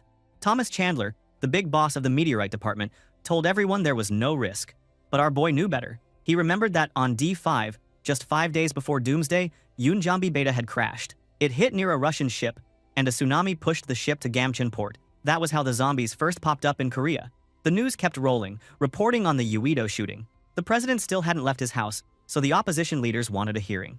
People were even starting to say this was all connected to the Awakened and the coming apocalypse. Our hero just shook his head, admitting to himself that the end was really coming. One good thing, though, now that the news was on it, maybe Awakeners wouldn't be able to get away with crime so easily. Our MC went online to see what everyone was saying. In the comments, people were going wild with their opinions. He noticed one comment from someone called My Dream, and it made him wonder if this guy had been hanging around the whole time. My Dream was a chill player who always helped newbies, and back in the day, our MC's group had played with him a few times. That dude's dream was to build a bunker. If he didn't have his special portal, he might have even joined. He decided he wouldn't make any deals unless his veteran friends joined too. But he bookmarked My Dream's comment, just in case. Finally, he shut the laptop and started thinking about building his second shelter. Man, there was no time to waste now. The next morning, our boy was standing in front of his hideout, looking like a zombie himself. He realized he had just pulled 2 all-nighters back to back, and man, he was dead tired. Still, seeing the outside of his shelter all finished made him feel way better. Like, maybe he could actually survive here. Now, it was time to figure out how to use the solar panels for electricity. This part was not simple. He needed to mess with a lot of wires to make sure his electronics wouldn't just explode or something. But when our MC plugged in his phone and saw it charging, he felt like a genius. He threw his arms up and basically told himself he had built the perfect setup for surviving in this nightmare world. For the first time in ages, he actually felt good. Yesterday, he'd also gathered up some luminous and ignition stones, and after more digging, he found a new mineral, emerus, that was even harder and sharper than obsidian. Sure, it was useless for now, but hey, free loot is free loot. He made a note to install LED lights later, but first, he needed to deal with all the food in his basement before crashing. Just then, Dingo started freaking out outside. Our hero ran out to see what was happening and found his dog face to face with some nasty maimed wolves. These weren't just regular wolves, bro. These things were straight out of the Asura game and usually lived way up in the mountains. So, what the hell were they doing here? Dingo looked pissed. And Seong-ho guessed these might be the same wolves that killed the puppy's mom. He tried to calm Dingo down, but honestly, he couldn't really take on a whole wolf pack right now. If he turned around to grab a better weapon, he might get jumped from behind, and that would be game over. So, our protagonist decided he needed to make the alpha wolf run away, and the rest would bounce too. He noticed these wolves only moved if their leader moved first, and they seemed super careful. He also remembered they had killer noses, crazy sensitive to smells. Luckily, our boy had pepper spray. If he sprayed the alpha, he could probably make it leave the area. But he was sweating because if he failed, he'd be dog food. He started thinking of ways to distract the wolf for a clean shot with the spray. Then, an idea hit him. He decided he was going to protect the hideout he worked so hard to build, no matter what. Without wasting time, he threw a knife at the alpha, but this wolf had moves and dodged it. Then, it lunged at our MC. Right when it got in his face, Seong-ho opened his portal and hit the wolf with the pepper spray. The alpha totally lost its cool, and right then, our boy stabbed it right in the eye. That was enough. The whole wolf pack panicked and ran off. He basically collapsed, breathing hard, but he was alive. Dingo ran over to check on him, and he pet his dog's head, promising to get revenge for Dingo's mom one day. Now, there were just 15 days left before the world ended. After all that, our hero went back to organizing the basement, and then he headed out to the hardware and pharmacy store to finish getting his defense gear. Bro had been awake for 68 hours straight now. Talk about living on the edge. Fighting off wolves while sleep-deprived? Insane. He even admitted to himself that if those wolves had been werewolves, he would have gotten totally wrecked. It hit him that he'd maybe gotten a little too chill, only worrying about nearby monsters, and not thinking about the random crazy stuff that could show up. Feeling the pressure, He started dreaming about expanding his land and building a bigger, better shelter. His drone scouting trips agreed, so he was on the right track. While he was zoning out, Hyungjun called out to him, snapping him back to reality. Sungho was already planning to use Bluetooth beacons for more security, and now his friend was asking what he was doing out here. The MC just said he was there to buy a bunch of stuff. Jimbro guessed he was there for weapons, which was kind of weird since they were standing outside a hardware store. But Hyungjun said it wasn't him. It was some gorgeous new girl on their team who wanted the weapons. After shopping, Seongho found out that his buddy had bumped into her and was trying to stop her from buying weapons, but this girl did not care. She was stubborn as hell. Our MC figured it would be easier to just hand her his survival guide summary. But even after reading it, she just glared at him, cold as ice, and that was enough to freak our boy out. He called her out on it, and suddenly, she spoke up, remembering Seongho as the owner of the tteokbokki shop. Our MC admitted it, and she seemed super shocked by his new look and attitude. Seongho guessed she thought he was being rude, so he apologized, but she just reached for her wallet and handed him a card. This lady was Suyeon. And get this, she was actually a doctor. Smart and hot? What a combo. When he realized she was a doctor, Seongho explained the game basics to her just like he did for his other friends. But Suyeon didn't seem to care much. She said the game stuff didn't matter because it wasn't scientific anyway. Our MC agreed, telling her it was just some dumb game. But this lady wasn't done. She pointed out that he had to be an awakener himself. That hit Seongho a bit, but she was right. There was no way he could explain the game so well if he hadn't played it. Suyeon didn't push him more on it though, just thanked him for the info. Meanwhile, Hyungjun was kind of salty that he hadn't explained things as well as our MC had. The doctor straight up told him that Seongho's knowledge was on another level, and Hyungjun couldn't even compare. Suyeon thanked our protagonist for being a good person and decided to be friends. Another badass just joined the team. This dude's harem squad was really starting to look stacked. The next day, our boy was in his room cleaning his new spear blade. This weapon looked pretty sick, and he really wanted to see what it could do in a real fight. His setup was ready now, so he called over Dingo, the best dog ever, and explained their mission. He told the pup that they were going to get revenge for his mom. Okay, maybe it wasn't pure revenge, but it was more about protecting their secret base from any troublemakers. If random people found out about Seongho's base, that would be a total disaster. So, they needed to move fast and handle these threats before things got worse. A moment later, it looked like John Wick and his dog were about to go on a killing spree. On this job, Dingo had an important role. The two of them were staring down a wolf pack, but something was weird. There were only 4 wolves, and the alpha was nowhere to be seen. Seongho checked things out and finally realized what was happening. An owlbear was busy ripping apart a wolf, chowing down on its body. That beast had killed a few of them all on its own. Seongho thought the beast was actually making things easier by cleaning up some of these wolves. Here's the deal with these wolf packs. If the alpha dies, the whole group falls apart. They lose their leader, get super confused, and all their teamwork just vanishes. Our MC saw his chance. This was the perfect moment to pick them off one by one before they could regroup. Suddenly, one wolf rushed at him, but Seongho was ready for this. He threw out his web trap and caught the wolf like it was nothing. The wild, scary wolf was now more like a scared puppy, whimpering like it was about to get eaten. But our hero was all business. He finished the wolf off with his spear, not wasting time. Yeah, maybe that sounded a little cold, but bro had a mission to do. That gave him 3 points. Nice. Now, the other 3 wolves noticed him and started to get crazy aggressive. They came at him together, 2 flanking from the sides and 1 jumping down from above like some parkour assassin. But our boy was not stressed. He blasted one with bug spray and dropped it, but the other 2 still came at him from both sides. The one on the right got a spear straight to the gut. The last wolf tried to use this opening to attack from behind, but Dingo came in clutch, tackling the wolf to protect his human bro. With another wolf down, Seongho got 3 more points. Now our MC got a little intense, kind of scary, and told himself he just needed to stab each one until none were left. Honestly, he wasn't the one in danger here. He was the danger. With all those wolves taken out, Seongho hit level 5. That's when things started getting spicy. His special gate ability got a buff. He checked it out and found 2 new features. First, his gate was now invisible to everyone else. Second, there was a new projection thing that let him hear sounds from any location he picked. To test it, he used his gate. This time, he could see right into his own house without having to step through. The transparency worked too, so nobody would ever notice his portal again. He used to worry he might accidentally jump into a dungeon without knowing if it was safe, but now, with the projection effect, he could scout first and stay safe. It looked like hitting level 5 actually gave him a big upgrade. He started to think maybe even these lower levels had cool hidden rewards. But whatever, he still had plenty to do, like burying all these wolf bodies before they caused more trouble. 2 days after dealing with the wolves, our boy checked off a ton of stuff from his to-do list. First, he went back to the other world and used his drone to scout a 1-kilometer zone. He found all sorts of animals, but nothing dangerous, no goblins, no kobolds, nothing. That made him feel a lot better about the area being safe for now. Next up, Seong-ho wanted info about a goblin nest about 30 kilometers away. This nest could have a bunch of hobgoblins, and fighting those guys would be tough as hell. But now that he felt confident his own spot was safe, he figured it was time to expand. Bro basically turned into Chainsaw Man, with Dingo as his pochita, chopping down trees and clearing land to make his hideout bigger and stronger. That puppy was the MVP, helping to mark out a big circle for the new border. Our MC played it super safe by adding not just one, but 2 layers of barbed wire and even starting a moat. He was planning to dig it 2 meters deeper to make any invader's life miserable. While working, he used his fancy projected portal to watch TV and keep up with real-world news. The government was now saying they would do a real investigation into awakened people. Back in the real world, Seong-ho kept busy buying more materials from hardware stores. He even hit up a bunch of home renovation shops for toolkits. On his way home, he checked out Kim Chul-jun's gang's hideout just in case.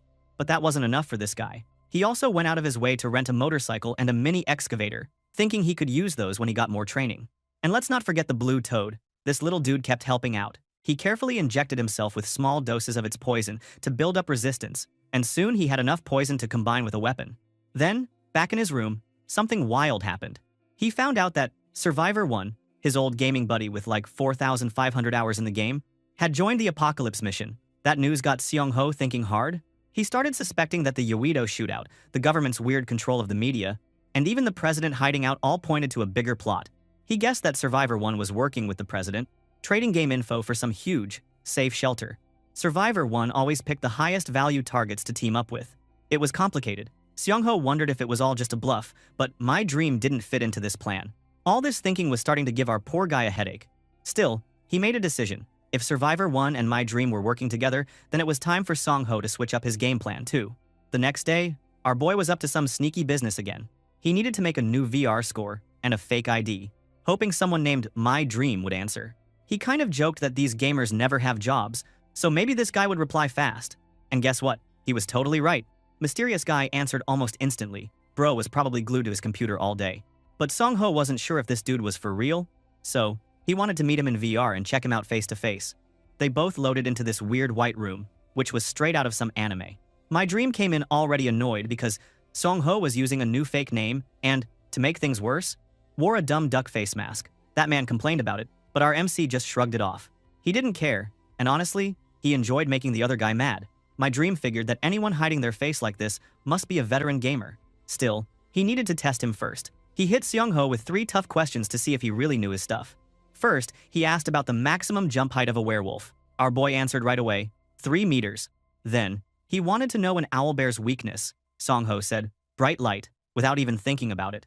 The last question was about how zombies evolve. Our MC explained that these zombies didn't spread infection, like in movies. Instead, they ate nutrients to get stronger, turning into ghouls. And sometimes they even became enhanced zombies before that. My Dream was impressed. But then he dropped a surprise 4th question, even though he said 3 was enough.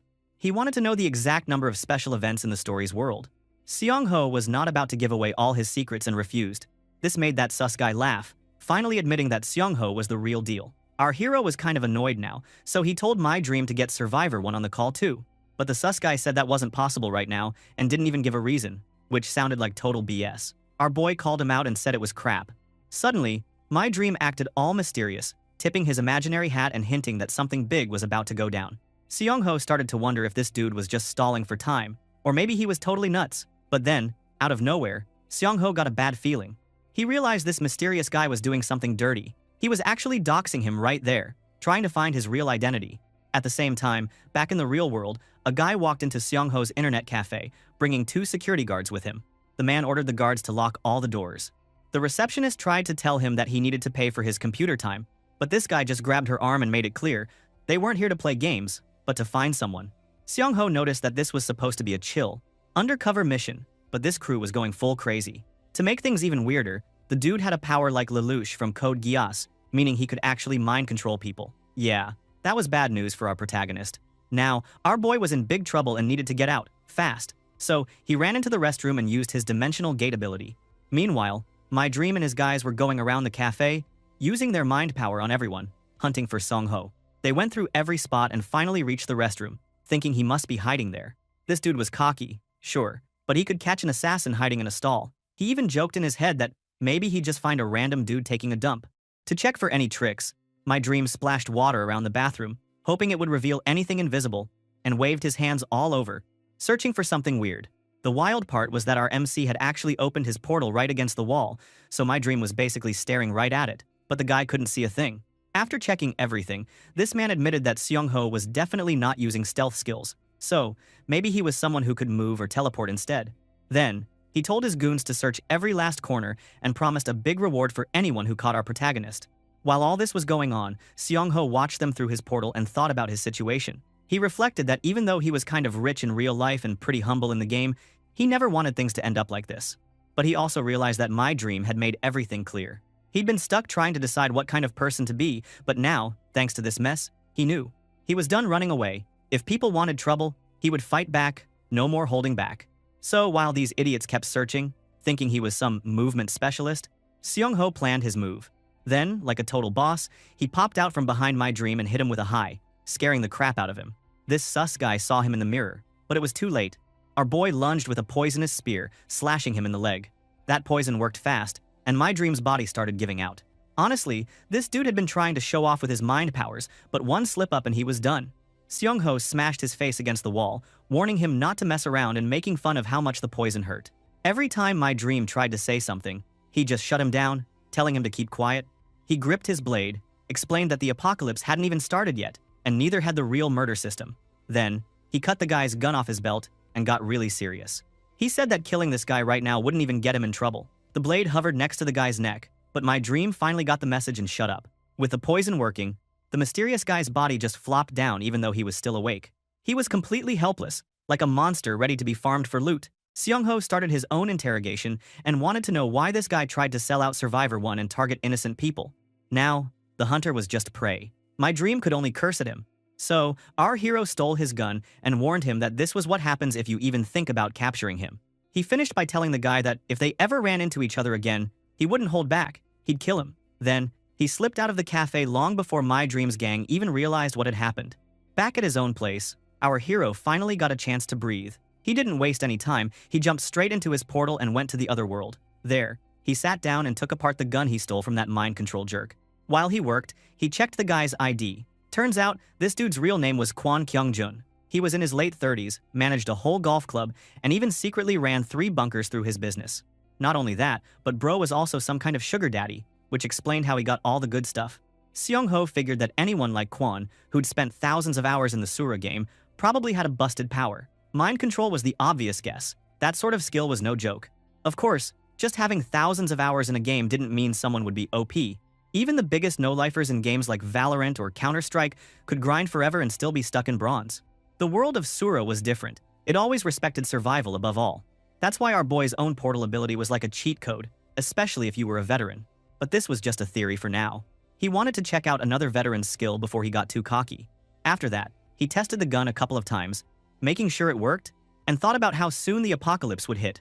Suddenly, a notification sound is heard behind the portal. He checked it, and it turns out the second precursor phenomenon, the Goblin Assault, has begun at Mount Gaesan. Without waiting long, our protagonist immediately went there. He parked the car and got out with his beloved dog. He thought that the police would start observing the area, and since the goblins would definitely build a temporary nest there. Then, his genius pup led the way as they set out into the forest. It didn't take long for Dingo to bark like crazy at something up ahead. When Seong-ho got there, he found a whole mess. Dead police officers, along with a bunch of dead goblins. That was pretty wild, even for our MC. He kept calm and checked the bodies. Shockingly, one of the cops was still alive. He wasn't badly hurt, but he'd been hit with some kind of paralysis poison. What really bugged our boy, though, was that this cop didn't have a gun on him. Maybe he never even had one. But Seong-ho doubted it. He moved both bodies together and told the poor guys to chill there for 30 minutes, since the paralysis would wear off by then. Then, he peeped at the goblin corpses and noticed a bunch of bullet holes. So, the cops definitely had a gun at some point. So what the hell happened to it? After thinking for a while, our hero realized this was probably the work of a gold goblin, a rare monster that stole stuff. Instead of getting freaked out, he got hyped. That was exactly the kind of monster he wanted to hunt down himself. With a new plan in his head, he used his phone to call emergency services, left a note with the exact location, and even added instructions for someone to bury the goblin bodies. Monsters were already showing up in public, so there was no point trying to play ninja anymore. Right now, it was all about time, and this little goblin thief might actually help him out if he played it smart. Meanwhile, not too far away, another group was fighting for their lives. A regular dude who didn't even have powers was swinging at a goblin but missing hard. The goblin dodged and took off. Their squad still had 3 goblins left to deal with. The powerless guy started whining to his captain, wondering why the hell he was playing the tanker when he had 0 abilities. The captain, who did have some kind of psychokinesis, wasn't too worried. He had a pile of rocks ready and started chucking them at the goblins, smashing one up pretty good. The regular guy wanted to know when their backup was coming. But the captain said the rest of the party went up Gossen Mountain and got blocked from climbing up. This was super bad news for the little guy. He wanted to run, but his captain said they had to keep going. Just as things got ugly, with 3 goblins ganging up on the powerless dude, the captain started blasting more rocks to save him. At least these goblins weren't as strong as the ones from the game, so there was a tiny bit of hope. The captain told his buddy to keep his cool and stick to the plan. If they could beat these monsters and catch the hobgoblin group, they'd get a big advantage. But of course, things never go easily. While he was busy with his speech, a monster whacked him with a mace, totally wrecking his hand. Now, the poor dude couldn't use his power anymore. Even the most average goblin outplayed him like a pro. Honestly, if that were me, I'd just quit right there. With no powers and no backup, the 2 guys were backed into a corner. The 3 goblins surrounded them and got ready to attack from every direction. It really looked like game over for these newbies. But then, out of nowhere, an arrow whizzed through the trees and nailed a goblin straight in the head. A second and third arrow hit the other 2, injuring them and sending everyone into a panic. The 2 humans looked around, totally lost, trying to figure out where the hell those arrows came from. A minute later, our hero holding his combat bow, hidden behind the portal. He wondered for a second if helping out was a waste of his precious ammo, but then he remembered. He just confirmed some important stuff. First, he learned that awakeners were being stopped from climbing the mountain. Second, he ran into a group of weak, cunning monsters. With this new info, he started hatching a plan. His idea was simple but genius. First, he would throw a rock to piss off a goblin. Rage bait. Easy. After that, he'd use his portal to lead the angry goblin close, staying totally hidden. Then, while watching through his invisible gate, he'd attack from the other side and get a free shot. After stabbing the goblin, he'd yank his spear back through the portal, erasing any evidence that he was ever there. The best part? The hobgoblin had a high perception stat, so it would see its dead underling and immediately command the other monsters to search the killer. That would cause total confusion, making them easy to attack. Once they were distracted and fighting, Song-ho would appear again and chop their heads off, using the same sneaky move over and over. Honestly, it was a dirty trick, but that's what happens when a veteran gamer gets a cheat skill in real life. Our boy was feeling pretty good about his sneaky plan. But of course, things never stayed easy for the poor guy. He was trying to mess with goblin brains and start a fight between them. But suddenly the hobgoblin turned right toward him. At the same time, the gold goblin made a run for it with all the loot. That was not what our MC wanted to see. This meant that those 2 monsters had a huge argument, and now he was standing in the worst spot possible. And things got even worse, bro. The big boss was not just big, it was fast as hell. Captain Mustard, yeah, that's what we're calling him, charged right at Seong-ho, swinging that nasty mace. Our hero had no choice. He tried his best to block the hit, but the impact sent him flying right into a tree. I gotta say, that probably hurt like crazy. Now he was shaking, beaten up, and barely standing. It looked like he was about to get his brain smashed in for real.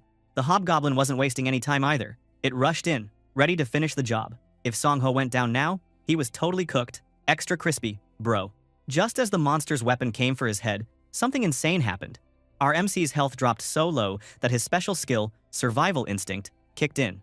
A yellow light flashed, and suddenly Seong-ho reacted like a wild animal. But get this, he didn't attack the big monster. Nope. Instead, he turned and sprinted after the gold goblin, who was trying to escape with all the stolen stuff. Using the mind control guy's gun, he aimed at the monster's head and popped it with one clean shot, headshot, easy mode. The gold goblin dropped, and Seong-ho snatched back the loot, but our hero wasn't chilling yet. With the hobgoblin charging again, Song-ho called out his dimensional gate. He still had to deal with the angry boss monster chasing him. So, what did our boy do? He whipped out his gun and started blasting, John Wick style, even though it was totally a melee fight. The big boss just couldn't handle the smoke. Seong-ho slashed it up with some serious style, cutting into that ugly thing until it finally screamed and dropped dead. Level up, baby! He hit level 6 and got 18 points for his troubles. He even picked up a new skill, Terrain Sense. Now he could sense all the stuff around him, which was pretty sick. And, just like last time, all the weapons he used got an upgrade and turned into real, special items. But the man couldn't relax. He heard a search party coming, so he grabbed his gear, warped back through his portal, and made a clean escape. The only thing on his mind was hiding out and getting some rest before people started poking around. The next day, Dingo, everybody's favorite dog, woke him up. Seong-ho checked his watch and realized he had slept for a whole day. No surprise, since he got wrecked yesterday. He made a note to himself. Only use survival instinct when things were really, really bad, because the after effects were no joke. Before heading out on his next mission, our MC wanted to see what kind of loot he pulled from the gold goblin. He dumped everything onto the table. A couple of revolvers, a dagger, and a pile of random goblin stuff. Not too shabby, right? The revolver was fine. But the real jackpot was the mithril knife. This thing was legendary, a weapon that would never rust or break, even when the world's metal turned to dust. Only a handful of items in the game had that kind of power, and this knife was worth 100 points in the shop. But how the hell did a goblin get such a crazy rare item? Seong-ho looked over the blade and saw it wasn't perfect. There were some flaws. Still, it got him thinking. The cunning monsters here were running around with metal weapons. No way they made those themselves. Maybe something big had changed in their world. Maybe there were smart goblin scientists out there doing some wild experiments. Our boy had no proof, so he decided to shelve that theory for now. He switched focus to the little pouches. Jackpot again. He found a bunch of shade grapes, these boosted night vision if you ate them, and just carrying them explained why goblins always moved so well in the dark. Seong-ho checked his status window and grinned. His growth was way faster than in the game, and that was a good sign. With all the loot sorted and stats looking good, our MC decided it was time to head back to the normal world. He opened the portal and scrolled through his phone while he walked through. The second he got a signal, his phone went nuts. Everybody wanted to check on him. Hyungjun, Mi-kyung, even the new doc, Soo-yeon. Our boy started to wonder if he was finally the cool guy in the group. Before anything else, he made his way to the gym. He swung open the door and found his friends waiting. They all rushed to greet him, looking super happy that he was still alive. Even I gotta admit, that was wholesome. Seong-ho noticed some new faces and asked about them. Hyungjun introduced his party members, Lee Kong-hun and Kim Bora. They all said hello and got along like a real squad. Our boy was expecting one more new team member, but apparently, that guy was busy shopping for camping gear at a discount store. The poor guy couldn't believe a place like that existed. But Mi-kyung told him it was actually super nice and really modern. Jim Bro asked Seong-ho if he had seen the crazy news lately, and our MC told him he was all caught up. He already watched it all on YouTube. Apparently, there was that same doctor from the Gaesan Mountain incident who panicked on TV and told everyone to get ready for the literal end of the world. Now, even the president was on the news, holding national meetings and trying to track down the creator of the game. Bro, the world was getting even crazier, but at least our MC had survived another day. Hyungjun wanted to know what Seong-ho's next big move was. Everyone there was pretty much gathered, because our boy knew the game better than anyone. But Kong-hun, this loud dude in the group, was rolling his eyes. He grumbled that the gym guy kept asking for advice even though it was super obvious. Everyone knew killing goblins got you points. So if an awakened person took down a monster, they'd just jump straight from level 1 to 2. For him, that meant the only real plan was to gather up as many supplies as possible. The guy was talking like he knew everything, but honestly, he was just making stuff up and had no clue how wrong he was. Seong-ho finally spoke up and let him know that none of that was right. But before our MC could even finish, Kong-hun cut him off, acting like some stubborn Reddit troll who couldn't hear anything but his own voice. He demanded to know if Seong-ho had even played the game. Our boy denied it. He needed to keep his secret, after all. But that just made Kong-hun run his mouth even more, saying, "You shouldn't just trust random people online if they don't even play." Bora, the other girl in the squad, jumped in next. She was super curious about zombies and wanted to know how the infection really spread. She pressed Kong-hun for details, asking what the conditions were to get infected. And bro, this annoying guy answered with the dumbest thing. He claimed that anyone who had ever touched an awakened person would never turn into a zombie. Like, what? That was straight up nonsense. But the dude slammed his hand on the table, super proud of himself, and stood up like he was the main character. Just because he was awakened, he thought he had all the answers. He bragged that even if a normal person hung out with him, they'd be safe from the spores. Total clown behavior, but Bora looked impressed and stuck close to him like he was some genius. Then Mi-kyung stepped in and asked if Kong-hun had cleared the hardest tutorial. She barely got the words out before he cut her off again, telling her not to worry because he'd protect her anyway. Our MC was getting so annoyed with this guy's act. He had to admit that the guy's theory wasn't the worst on the planet, but there was absolutely no proof that awakened people were fully immune to the zombie stuff. The whole chat was killed by one dude's ego, and Seong-ho finally understood why Hyungjun dragged him here in the first place. Not wanting to waste more time on Kong-hun's nonsense, our boy got up to leave. Both his friends tried to get him to stay, but he was done handing out free tips to a troll. He told the squad he'd see them around and bounced. Outside, our hero started making a list of all the places he could go point hunting before the iron disease hit. He was actually pretty interested in that fancy camping gear store his friends mentioned. After running through all his plans, he got home and, guess what? Found Soo-yeon waiting for him. The elegant doc actually had something for him. She pulled out a pouch, but inside it wasn't just a first aid kit. It was loaded with painkillers and antibiotics you usually can't get unless you're dying or super rich. That was a big deal. The kit also contained a piece of paper with her address written on it. All casual, like it was totally normal. That really confused our poor guy. But the doc thought it was only fair to share her location since she knew where he lived. For real, I'm totally on Team Soo-yeon, bro. Anyway, Soo-yeon said goodbye and hurried off to her appointment. Then she suddenly turned back, flashed him a smile, and reminded him not to forget to pay for the medicine. So yeah, she gave her address for a reason. After that, our MC was just left standing there, totally lost. He really couldn't figure out what this doctor was thinking. After they split up, time just flew. Our boy spent hours running around the city, hitting up stores and grabbing supplies. Then he built a real storage facility and finished it off with some sandwich panels before loading all his stuff inside.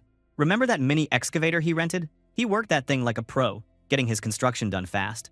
Meanwhile, the world was spinning out of control, people panicking, politicians fighting, and everyone arguing about what was true. It got so bad that the UN called an emergency meeting about the US president coming to Korea. That's when the HSA finally realized things were about to get way worse than they thought. The asteroid that kicks off the zombie era was burning through the sky and heading straight for Earth. 4 days went by, and Seong-ho found himself at Gamcheon port, staring at the ocean. This was where the next big backstory event was about to drop, the Russian ship event. After checking that nobody was around, our MC slipped into an abandoned building and opened his gate, ready to prep for what came next. He explained to himself that even though the risk of turning into a zombie was huge here, he wanted those guns on the ship. The zombie spores worked as particle beams, not something you could just dodge. Honestly, turning into a zombie here or a few days later didn't really matter, especially for a guy with no family left. He figured he could survive in the other world with Dingo forever, but what kind of life would that be? Seong-ho knew this wasn't some death wish. He was just making a move that most people would never dare. He wanted to take the risky path to get big rewards. That's just how he saw life. He checked the patch notes for this event, guessing that the 10-point weapon was probably an ebony club, but he wondered just how weak the zombies really were at this point in the game.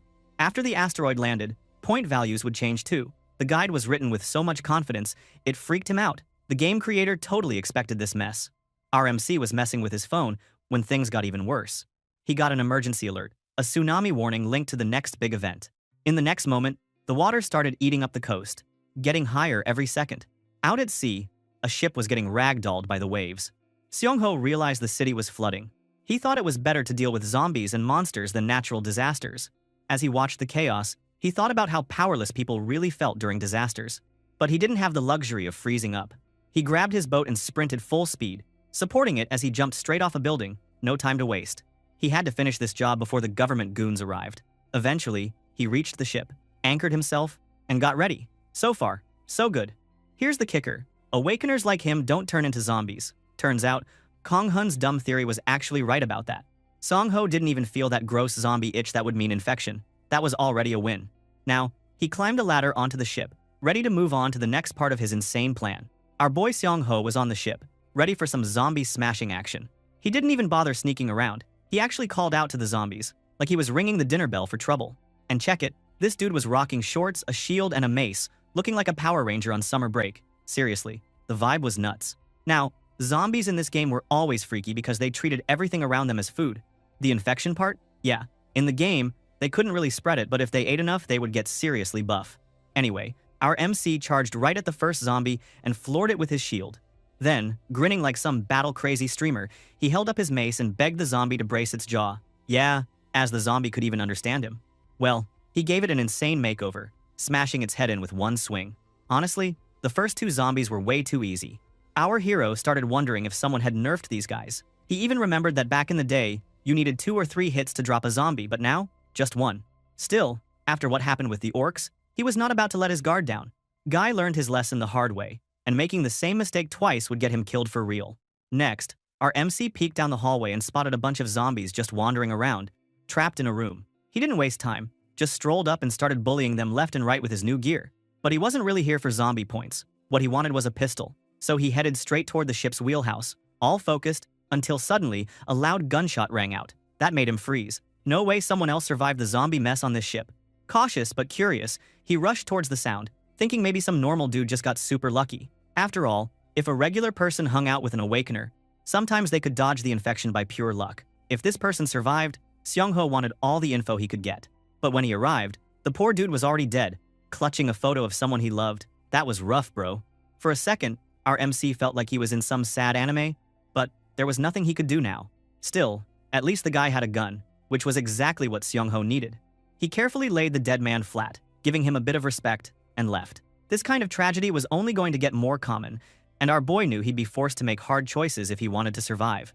Sometimes, you even had to go against your own kind just to make it through. So, while untying the ship's anchor, Seong-ho spotted something straight up insane. Someone was jet skiing past the ship. Yup, another player here to earn points. Just like him. They barely looked at each other. He was already done with the ship. He had what he needed, and he bounced, not caring at all about what the other guy was doing. The next morning came early. The news was all about how the game developer who made all this chaos had gone missing. Nobody could find the dude for answers. The president, though, wasn't wasting time. Now that there was proof about zombies, he was making big moves and acting fast. Seong-ho noticed that the president was actually thinking just like him. Take action first. Don't wait for permission. Our hero decided it was time to share some critical info, so he called up Lee Woo-bam, the big boss at the countermeasure headquarters. Seong-ho dropped a total bombshell. He told Woo-bam the exact time the world was going to end. To prove he was legit, our MC mentioned the gunshot wounds he'd put in the hobgoblin before. That got the official all freaked out. He realized this was the real deal. Seong-ho made him write down the date, the hour, and even some details about a package that was coming in the afternoon. He hoped their government squad would get their act together and wished them luck. Good luck, because, bro, they were gonna need it. After that call, things got way more serious. The president dropped some huge news, telling everyone online that people needed to stock up on food and water for 4 days and get back to their families. The military was out in force, telling people to stop all activities and go home. A real statement would come out on July 20th. Seong-ho watched all of this go down and thought it was actually the perfect move. Part of him felt a bit bad for not giving the government more of a heads up sooner. If he'd known they were going to handle it this well, he would have gone all out on his plans right from the start. But in the end, he knew nothing could have stopped this disaster anyway. No reason to dwell on the past. He made himself remember his #1 rule. He wasn't here to be a hero. He was just an ordinary guy trying to survive. After the lockdowns and quarantines hit, the whole world basically froze up. Nobody could go anywhere. So our MC spent his days over in the other world. Way safer, honestly. 3 days before Doomsday, Seong-ho finished digging out his base, but it took forever. He also downloaded a ton of cooking and farming videos, because soon the internet would be gone for good. 2 days before, he went out scouting with Dingo and scored a bunch of golden apples. He started wondering if this land was enchanted or something, because, dude, those apples were rare. But then, a day before the apocalypse, he found something weird. 2 packs of sweet potato jellies were missing from his storage, but someone left a dried grape behind. First thought, Dingo was the thief. But when Seong-ho tried to grill, the poor pup cried and tried to prove his innocence. Bro, justice for Dingo. He did nothing wrong. Finally, our MC checked the CCTV and nearly lost it. A bunch of beetles had come in through the doggy door, stole the jellies, and left the grape as payment. And get this, the beetle even looked back and thanked the camera. That was the cutest thing ever. Now he was super curious about these tiny geniuses. Just to be safe though, he locked the doggy door, even if his puppy was bummed. He couldn't mess around anymore, because soon, guests would be showing up. Time to open the dimensional gate and head back. Next thing we know, Seong-ho was at the table with his whole crew. He was shocked that everyone made it, even with the lockdown. But there was a new face, some fancy guy named Yu-yeon, and he was already awakened. He didn't know much about the game, but he was an electrical engineering student and had a ton of practical skills. Seong-ho loved having this guy on board and introduced himself as a regular, non-awakened dude. Gotta keep the secrets safe, right? Both guys were super polite to each other, but there was no time to waste. Seong-ho wanted everyone to share any new info they had, one by one. First up was Hyung-jun, the gym bro. He talked about trying to find his daughter when the phones went out, but instead, he found highways full of barricades. Apparently, the government was evacuating people near the petrochemical plant. Then it was Soo-yeon's turn. The doctor said she saw a shelter being built in the local park. It sounded wild, but she swore it was true. Next up was Mi-kyung. She had been at the mart, where she overheard that some high-ranking officials were mad about the president's decision, but all those big shots got detained right away. So, yeah, everyone was sharing their piece of the puzzle. The world was ending, but at least our MC had a team that was ready. So, our MC thought this was just a regular meeting with the crew, but damn, the stuff they all brought to the table was way more important than he expected. The world was about to end, and even the president seemed to know what was coming, judging by the big moves he'd made. Seong-ho started thinking about why the president did things so carefully, asking people for info one by one.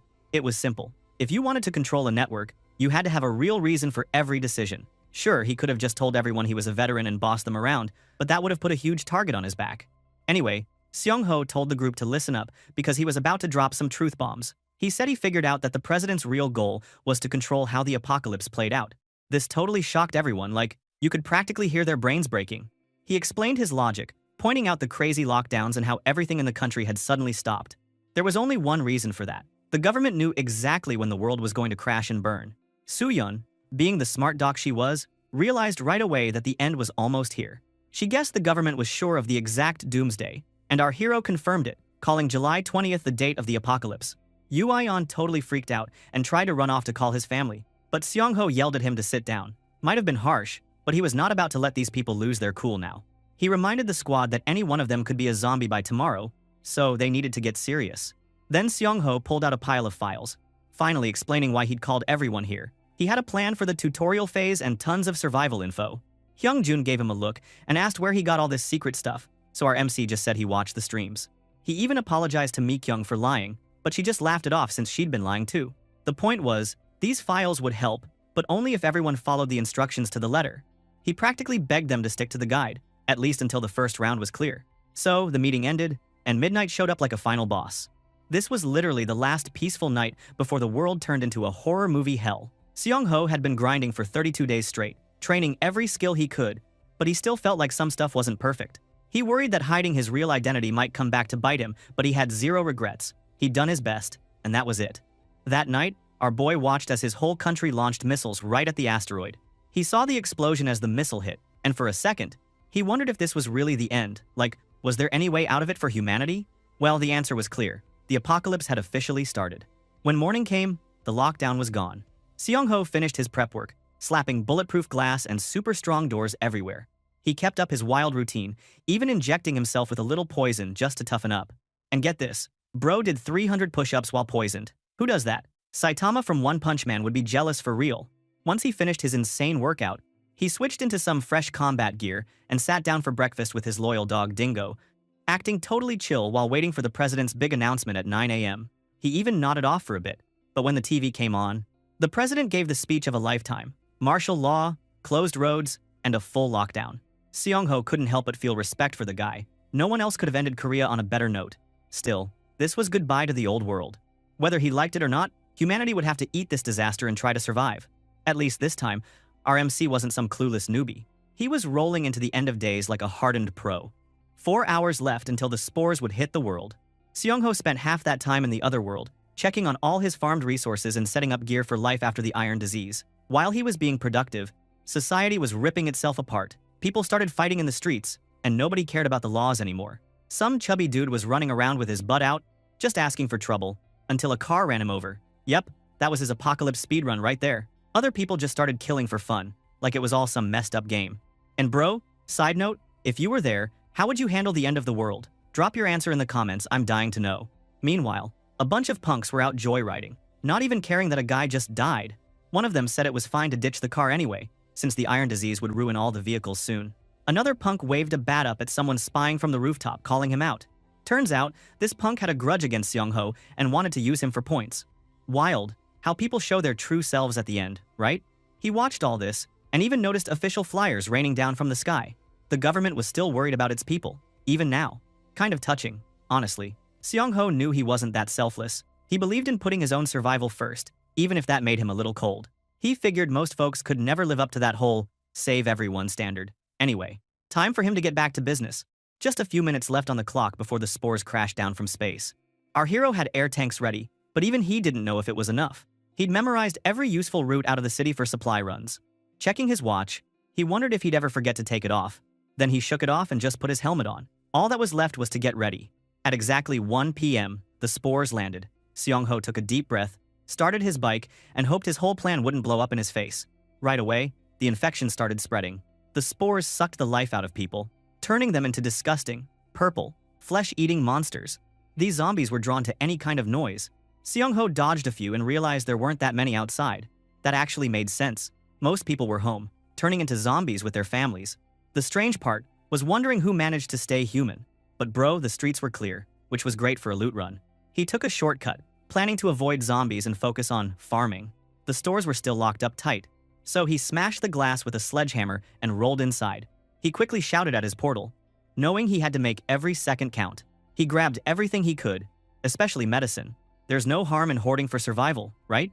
The good news? He was way ahead of schedule, grabbing stuff even faster than he planned. But then, at the hardware store, he saw double security doors. No problem for our boy. He brought oxygen tanks for just this reason. He fired up the cutter, but the thing screamed like a banshee. The second he heard that noise, he remembered, zombies may be dumb, but they're not deaf. Sure enough, he turned around and saw an entire horde closing in on him. Looks like Seong-ho just triggered hard mode. Good luck, bro. You're gonna need it. Anyway, these zombies were super weak at the start, before they got to eat anything or get any nutrition. But never mind, our hero didn't look scared at all. The zombies were growling and getting closer, but he kept striking them with his big, spiky mace, which looked totally insane. Even after the zombies got nerfed, a newbie could beat them if they knew where to hit. Seong-ho started swinging that mace like a pro, smashing zombies left and right. Purple blood was flying everywhere, and zombie heads were crushed. Dude, it was actually kinda gross, but you couldn't look away. Real life was actually easier than the game now, and earning points was simple. Every time a zombie died, a blue message popped up. Our MC was racking up points like he was on a high score run. But then, more zombies showed up, because of course they did. Seong-ho started thinking, like, what should he do about this mess? Usually, the move would be to lure them into an alley and pick them off one by one. But our hero was dragging that heavy oxygen tank, which made things way harder. He decided that, since he had an oxygen cutter, he'd just use it on all the zombies at once. While he was getting ready, he started talking trash, saying the only reason he ever avoided zombies before was that he didn't want to waste time farming, not because he was scared. Our dude was acting tough, but honestly, that was kinda cool. He charged in with his oxygen cutter, cutting zombies while thinking about how he'd spent over 5,500 hours in that trash game. There were no real monsters here, just weak zombies. He basically said that there was no way he would lose to them. After dropping the last zombie, our MC said it was kind of fun and told the zombies to take this as his gift. Then he lit up the oxygen cutter and said he'd send them out with a bang. Dude, you gotta love his style. When it was all over, Seong-ho finished picking through the hardware store. He rode his bike with a cart full of supplies and then headed to the police station. But bad luck, by the time he got there, the armory was already cleaned out. Our poor guy was one step too late. But before he could start whining, he found a corpse in the parking lot with a backpack. Jackpot, bro. Inside it were a gun, ammo, and a bunch of gear. Our MC looked pretty happy about that. After that, he moved to his fourth spot to grab more loot. Things were still under control. With his new terrain detection skill and bonus stats from his loot, he could dodge zombies super easily. The guy was like a ninja, zigzagging around the slow, stupid zombies. He made it to a motorcycle shop, but of course, everyone else had the same idea. There was only one ATV left, so he threw it into storage with some supplies. Perfect choice, since an ATV is a ride that can go off-road. Then, Seong-ho checked out his stats and his otherworld dude was already level 6 with some nice upgrades, but he was feeling a bit tired and thirsty. He took a short rest, ate a glowing apple, and cleared his debuffs. He even thought that his dimensional gate skill was totally busted, but in a good way. Back in the real world, Seong-ho was thinking about where to loot next, but before he could decide, a couple of troublemakers pulled up. In-ho, a blonde dude with tattoos, and his buddy. They both glared at Seong-ho as they'd finally found a big jackpot. In-ho yelled that they'd been looking for him, and his friend told Seong-ho that if he didn't have powers, he should have just stayed home. His hand was crackling with electricity. The dude was acting like a boss, but honestly, he looked like someone who would cry if you yelled at him. Then, the punk blasted an electric attack at Seong-ho, but our hero dodged it. Still, the poor guy hit the ground pretty hard. He started thinking that these dudes were way too obsessed with him and wondered what he should do next. He looked at his hand, which was glowing blue, and decided to open the dimensional gate. In-ho told his nervous friend to keep watch for zombies. Seong-ho figured that no matter how he dodged, finishing these guys would be easy. The bastard started trash-talking, asking if Seong-ho was ready to die. But Seong-ho knew that, since the tutorial hadn't even started, the system wouldn't call him a murderer, even if he took them out. Even if it did, he'd just get a warning for his first kill, so whatever. In-ho looked pretty confused, asking where Seong-ho had gone after the attack. Our hero was hiding, thinking that maybe it wasn't okay to kill someone in real life. But in the next second, our MC moved like lightning and had In-ho in a tight chokehold. That jerk started whining, asking if Seong-ho was an awakener. Seong-ho told him to shut up and asked why they were after him. In-ho said it was because he took the girl Seong-ho liked. He means Mi-kyung. Our MC squeezed harder and asked what he meant. In-ho kept talking trash, saying Seong-ho was just jealous and already knew what happened with the girl. Bad move, bro. Seong-ho knocked him around, then gave him one last chance to not be a total loser. In-ho just laughed and told our boy they were the same, both here to steal stuff. He called Seong-ho trash and a dumbass. So this bastard grabbed his crossbow, then shot it in the head. But our boy could easily dodge that. That's a sucky accuracy. Then, our hero looked at the injured In-ho and said in his head, yeah, maybe he really was just trash like Inho. When that scum started begging for his life, Seong-ho admitted to himself that he just didn't want to face the truth.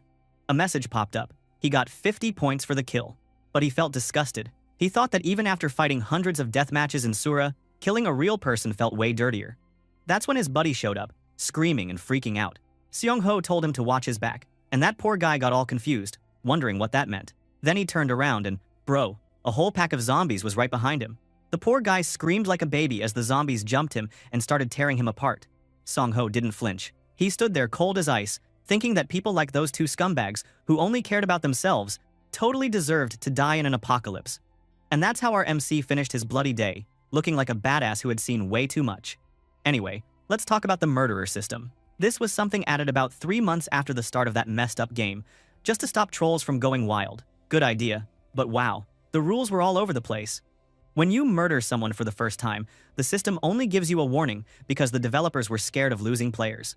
All the system did was flash a blue screen and warn the killer they were being watched now. The system didn't joke around forever though. After your third murder, you got hit with the full punishment. No more exceptions.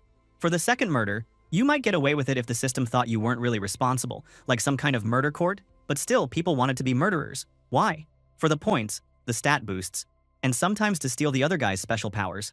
Plus, there were new skills and abilities you could only get after a certain update, and that made the killer life look pretty tempting. I mean, for some people. Not me, bro. But nothing's ever just good. There were hidden traps. If you became a murderer, you had to keep killing, or else. And if 3 or more players met up, the system forced everyone into a deathmatch, even if they didn't want to fight. How crazy is that? And boom, a barrier would trap everyone inside. Then, it was fight or die. There was this one time, a bunny-eared tough guy and a muscle dude were standing there, ready to rumble. In the early game, this situation might seem advantageous for the murderer. But dude, in the late game, almost everyone was a pro, so being a murderer was like drinking poison. Not smart.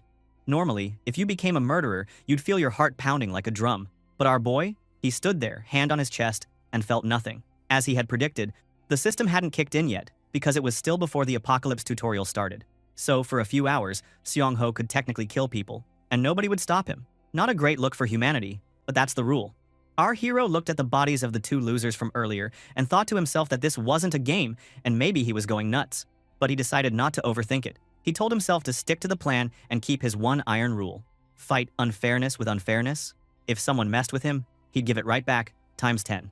He finished up by throwing the loot to the dimensional gate and shutting it behind him. He told himself that if he killed people from now on, it would only be for that moment, no more, no less. Cold, but you could tell he meant business. Then our protagonist was out in the city again, standing on a rooftop, looking pretty pissed. It was 4:30 p.m. He thought it was smart to stop by the heavy equipment place and the pesticide shop, but now there were zombies everywhere, all hanging out by the main entrance, like they owned the place. Inside the building, things were getting even messier. Some guys are fighting and arguing. The leader, this dude in a red hoodie, waved a crossbow and told the spiky-haired guy to get out. But Spiky wasn't having it. He said they couldn't go outside because of the zombies and called out the hoodie guy for being an idiot. Red Hoodie lost his cool and threatened to shoot. Spiky just laughed and told him to go ahead if he was so tough. The Red Hoodie guy was actually fired, shooting that guy in the shoulder. Blood everywhere, screaming, everyone freaking out. The girl panicked, asking if Spiky was okay, calling him honey. Spiky guy, bleeding but not backing down, called Red Hoodie insane. The couple just stood there, acting all smug and talking about survival of the fittest. He warned them to get out before he aimed for their heads, then he and his friend started to leave. Red Hoodie just laughed and acted as if he'd just solved all his problems. Seriously, what a clown. But Spiky wasn't done. He yelled back, making noise, by hitting the door to lure the zombies, which made the Red Hoodie guy panic. Then, they heard a bunch of noise zombies on the move. He told his friends to run for it, and they bolted straight out the door. From his perch, Seong-ho watched the whole thing through his binoculars. He thought that Spiky was wild for acting like that. And if they ever met, he might even give the guy a present. Guess our boy likes people with guts. Seong-ho checked his supplies, wondering if he'd finished looting everything except for a couple more places. He looked at his blue portal, where his wolf pup Dingo was chilling inside. He had a little over an hour left, before things got even crazier. He thought maybe he should skip the military building and just hit the studios, but that felt wasteful to him. That's when he turned to Dingo, and asked to come with him. He told his dog it was his turn now, and Dingo barked, ready for action. Here's a question. Where do zombies really pile up early in the game? The answer was easy. Places with food, like big supermarkets. Most people avoided those, but someone with pro game hours saw it as a chance to power up fast and hit level 10 to open the shop. Seong-ho grabbed his gear, checked his helmet, and grinned a little. It was game time. He finished prepping everything, spreading oil in a parking lot full of vehicles. But he felt kind of weird about using so much oil, because after the wire disease outbreak, oil would be scattered on the road from the wrecked vehicles. Still, he figured it was worth it, good practice for Dingo too. He asked his puppy if he remembered their training, then pointed and told him to go. Dingo, dashing with full speed, charged into the crowd of zombies inside the supermarket. He barked and dodged, luring out zombies left and right. The place went wild, zombies growling, this dog leaping and weaving, zombies falling everywhere. Our MC watched all this and thought Dingo looked epic, like some action movie hero. He called him a genius in his head. Then, as planned, Seong-ho lit a lighter and tossed it straight into the room full of zombies. The lighter landed, and everyone looked up, just in time for the place to explode in a massive fireball. That was insane, bro. The game system popped up to say Seong-ho had hit level 11 and grabbed 116 points. He even unlocked a new trait in his dimensional slot. Looks like our hero really knows how to farm XP, with style. After setting fire at the supermarket, it was 5:40 p.m. Our hero rode his bike around the city. He looked around the empty street, then just flexed his power and opened a blue, glowing portal right in the middle of the road. You could tell he knew the wire disease would happen soon, so he made sure to lock the portal's location. Then, like it was no big deal, he pushed the motorcycle right through the portal and crossed into the other world. Kind of showing off at this point, honestly. Over in the other world, our protagonist switched into some new gear. This time he went full high-tech, a fancy white helmet and a black vest. No metal at all, he was not taking any risks. Even his helmet was made from some next-level stuff called UHMWPE, and the vest was aramid fiber, so he was basically a tank. At the training ground, which was about a kilometer away from his shelter, he finished changing and geared up with a heavy, blunt weapon and a little pouch. He checked his look and muttered that, even without the zippers and buckles, his new outfit felt pretty much the same. Our MC was just killing time now, waiting for something big. There were about 3 minutes left before something insane was supposed to happen. Seong-ho looked down at his watch and started to get a bit nervous. He remembered that his special trait wouldn't allow entry to the main game with all his stuff, but his crew, this poison toad named Jodok and his wolf Dingo, counted as possessions now. Bro had done his research too. He figured out both the zombie spores and this nasty wire disease spread through the air. Zombie spores took out humans, but the wire thing just destroyed anything metal. He was smart enough to pick a spot far away from his shelter and only surrounded himself with wood props. He thought to himself that if his gear melted, he would just have to haul ass back home. Right at that moment, he held a metal ball for testing, took a deep breath, and told himself to focus. He raised his hand, said the command, and boom, a blue portal appeared right in front of him. Things were about to pop off. The city was holding its breath until the destined hour of 6 p.m., and then the wire disease landed in Korea. At first, it looked like nothing happened, but then cracks started to tear through the city, like glowing red lightning. Buildings rusted and crumbled, cars fell apart, and everything went straight to hell. This virus, which gamers called the Metal Plague, just nuked civilization back to the Stone Age in literally a blink. Crazy, right? From the other world, our hero was watching, totally tense. Suddenly, a giant explosion rocked the city, a real what the hell moment. Even Seong-ho had to flinch and curse. He guessed maybe the army's ammo depot blew up, but then remembered the only thing that mattered was his secret item, a metal ball he was holding. He checked and saw it survived, so he let out a sigh of relief, but then got all serious again. Like sure, the ball was fine, but could you even call this good when the whole world just melted? He closed up his blue portal and decided to stick to the plan. He walked back to his shelter, thinking he just needed to prepare, even if everything felt pretty hopeless. But hold up, the apocalypse wasn't the only thing waiting for him. When he got to his bunker's entrance, some little beetle creatures were already there, each with a weird-looking root on its back.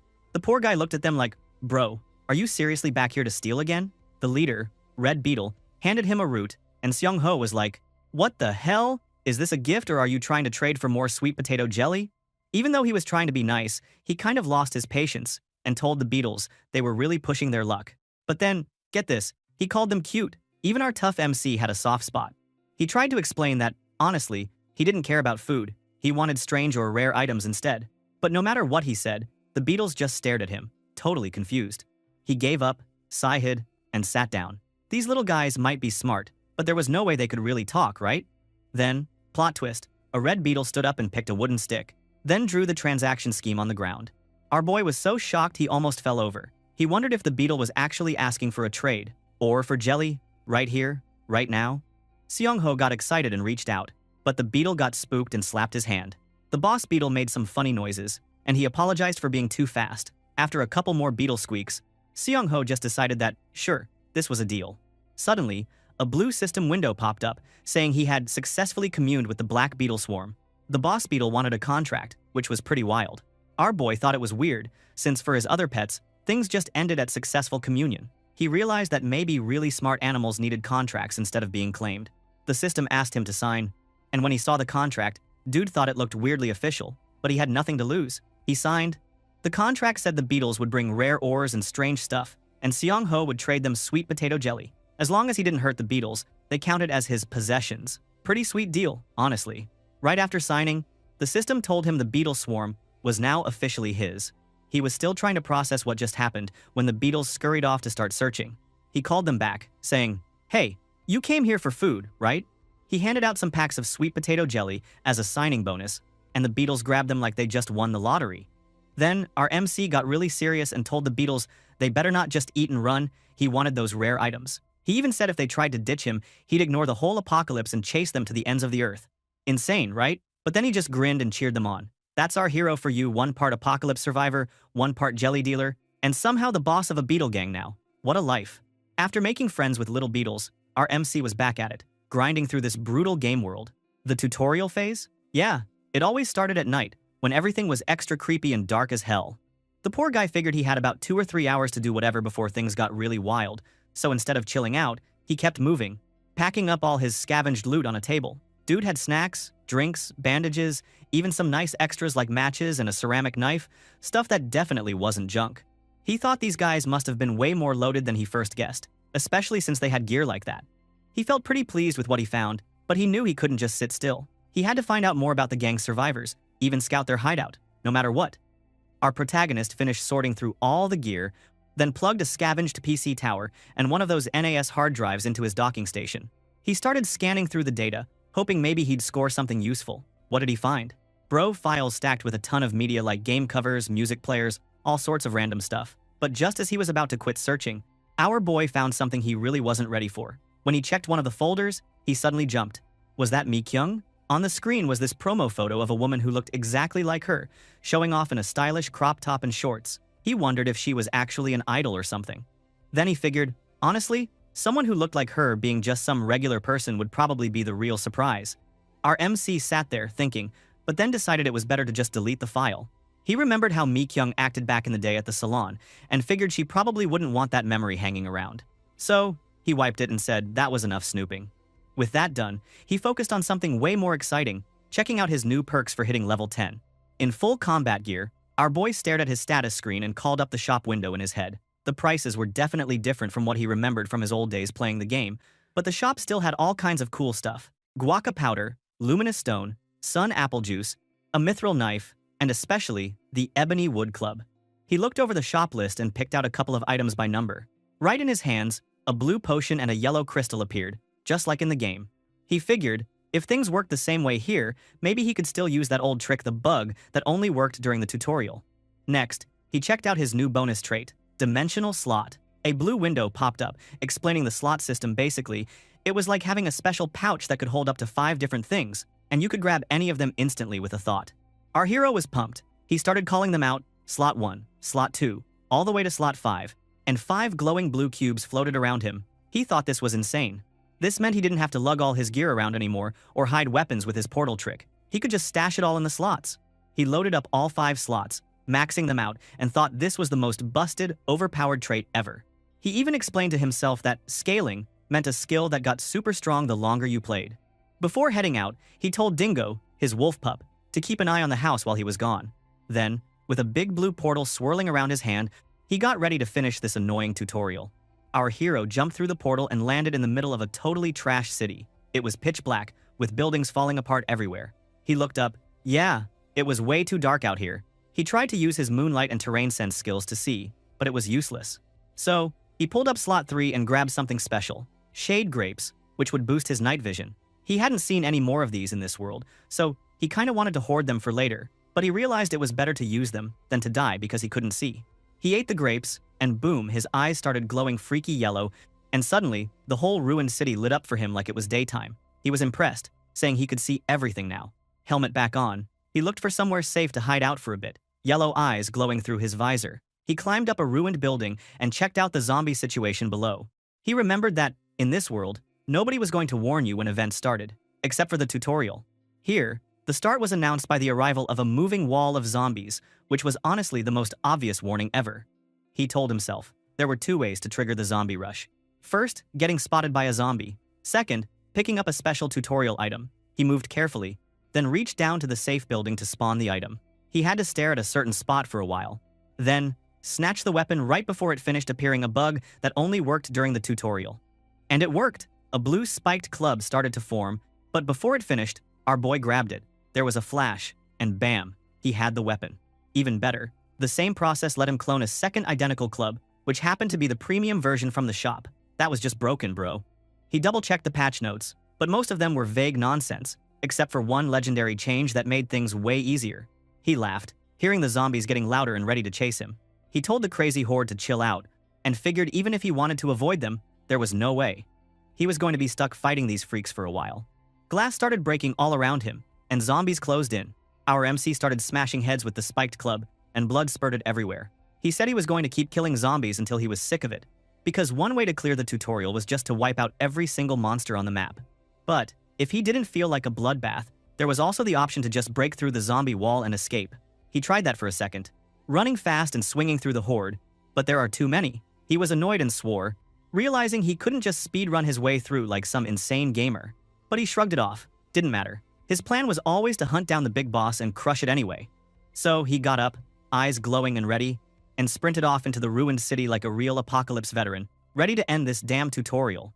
So, Seong-ho was running through the ruined city like a madman, not stopping even for a second. But don't get it twisted, he wasn't just running around for fun or looking for zombies to smash.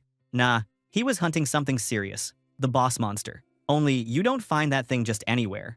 There's always some checkpoint you gotta hit in the tutorial area, and the boss only shows up if you march yourself right to that spot. So, our hero was cruising through this hellhole, his helmet on, eyes scanning hard, when the system suddenly warned him that his Shade Grape power was about to run out.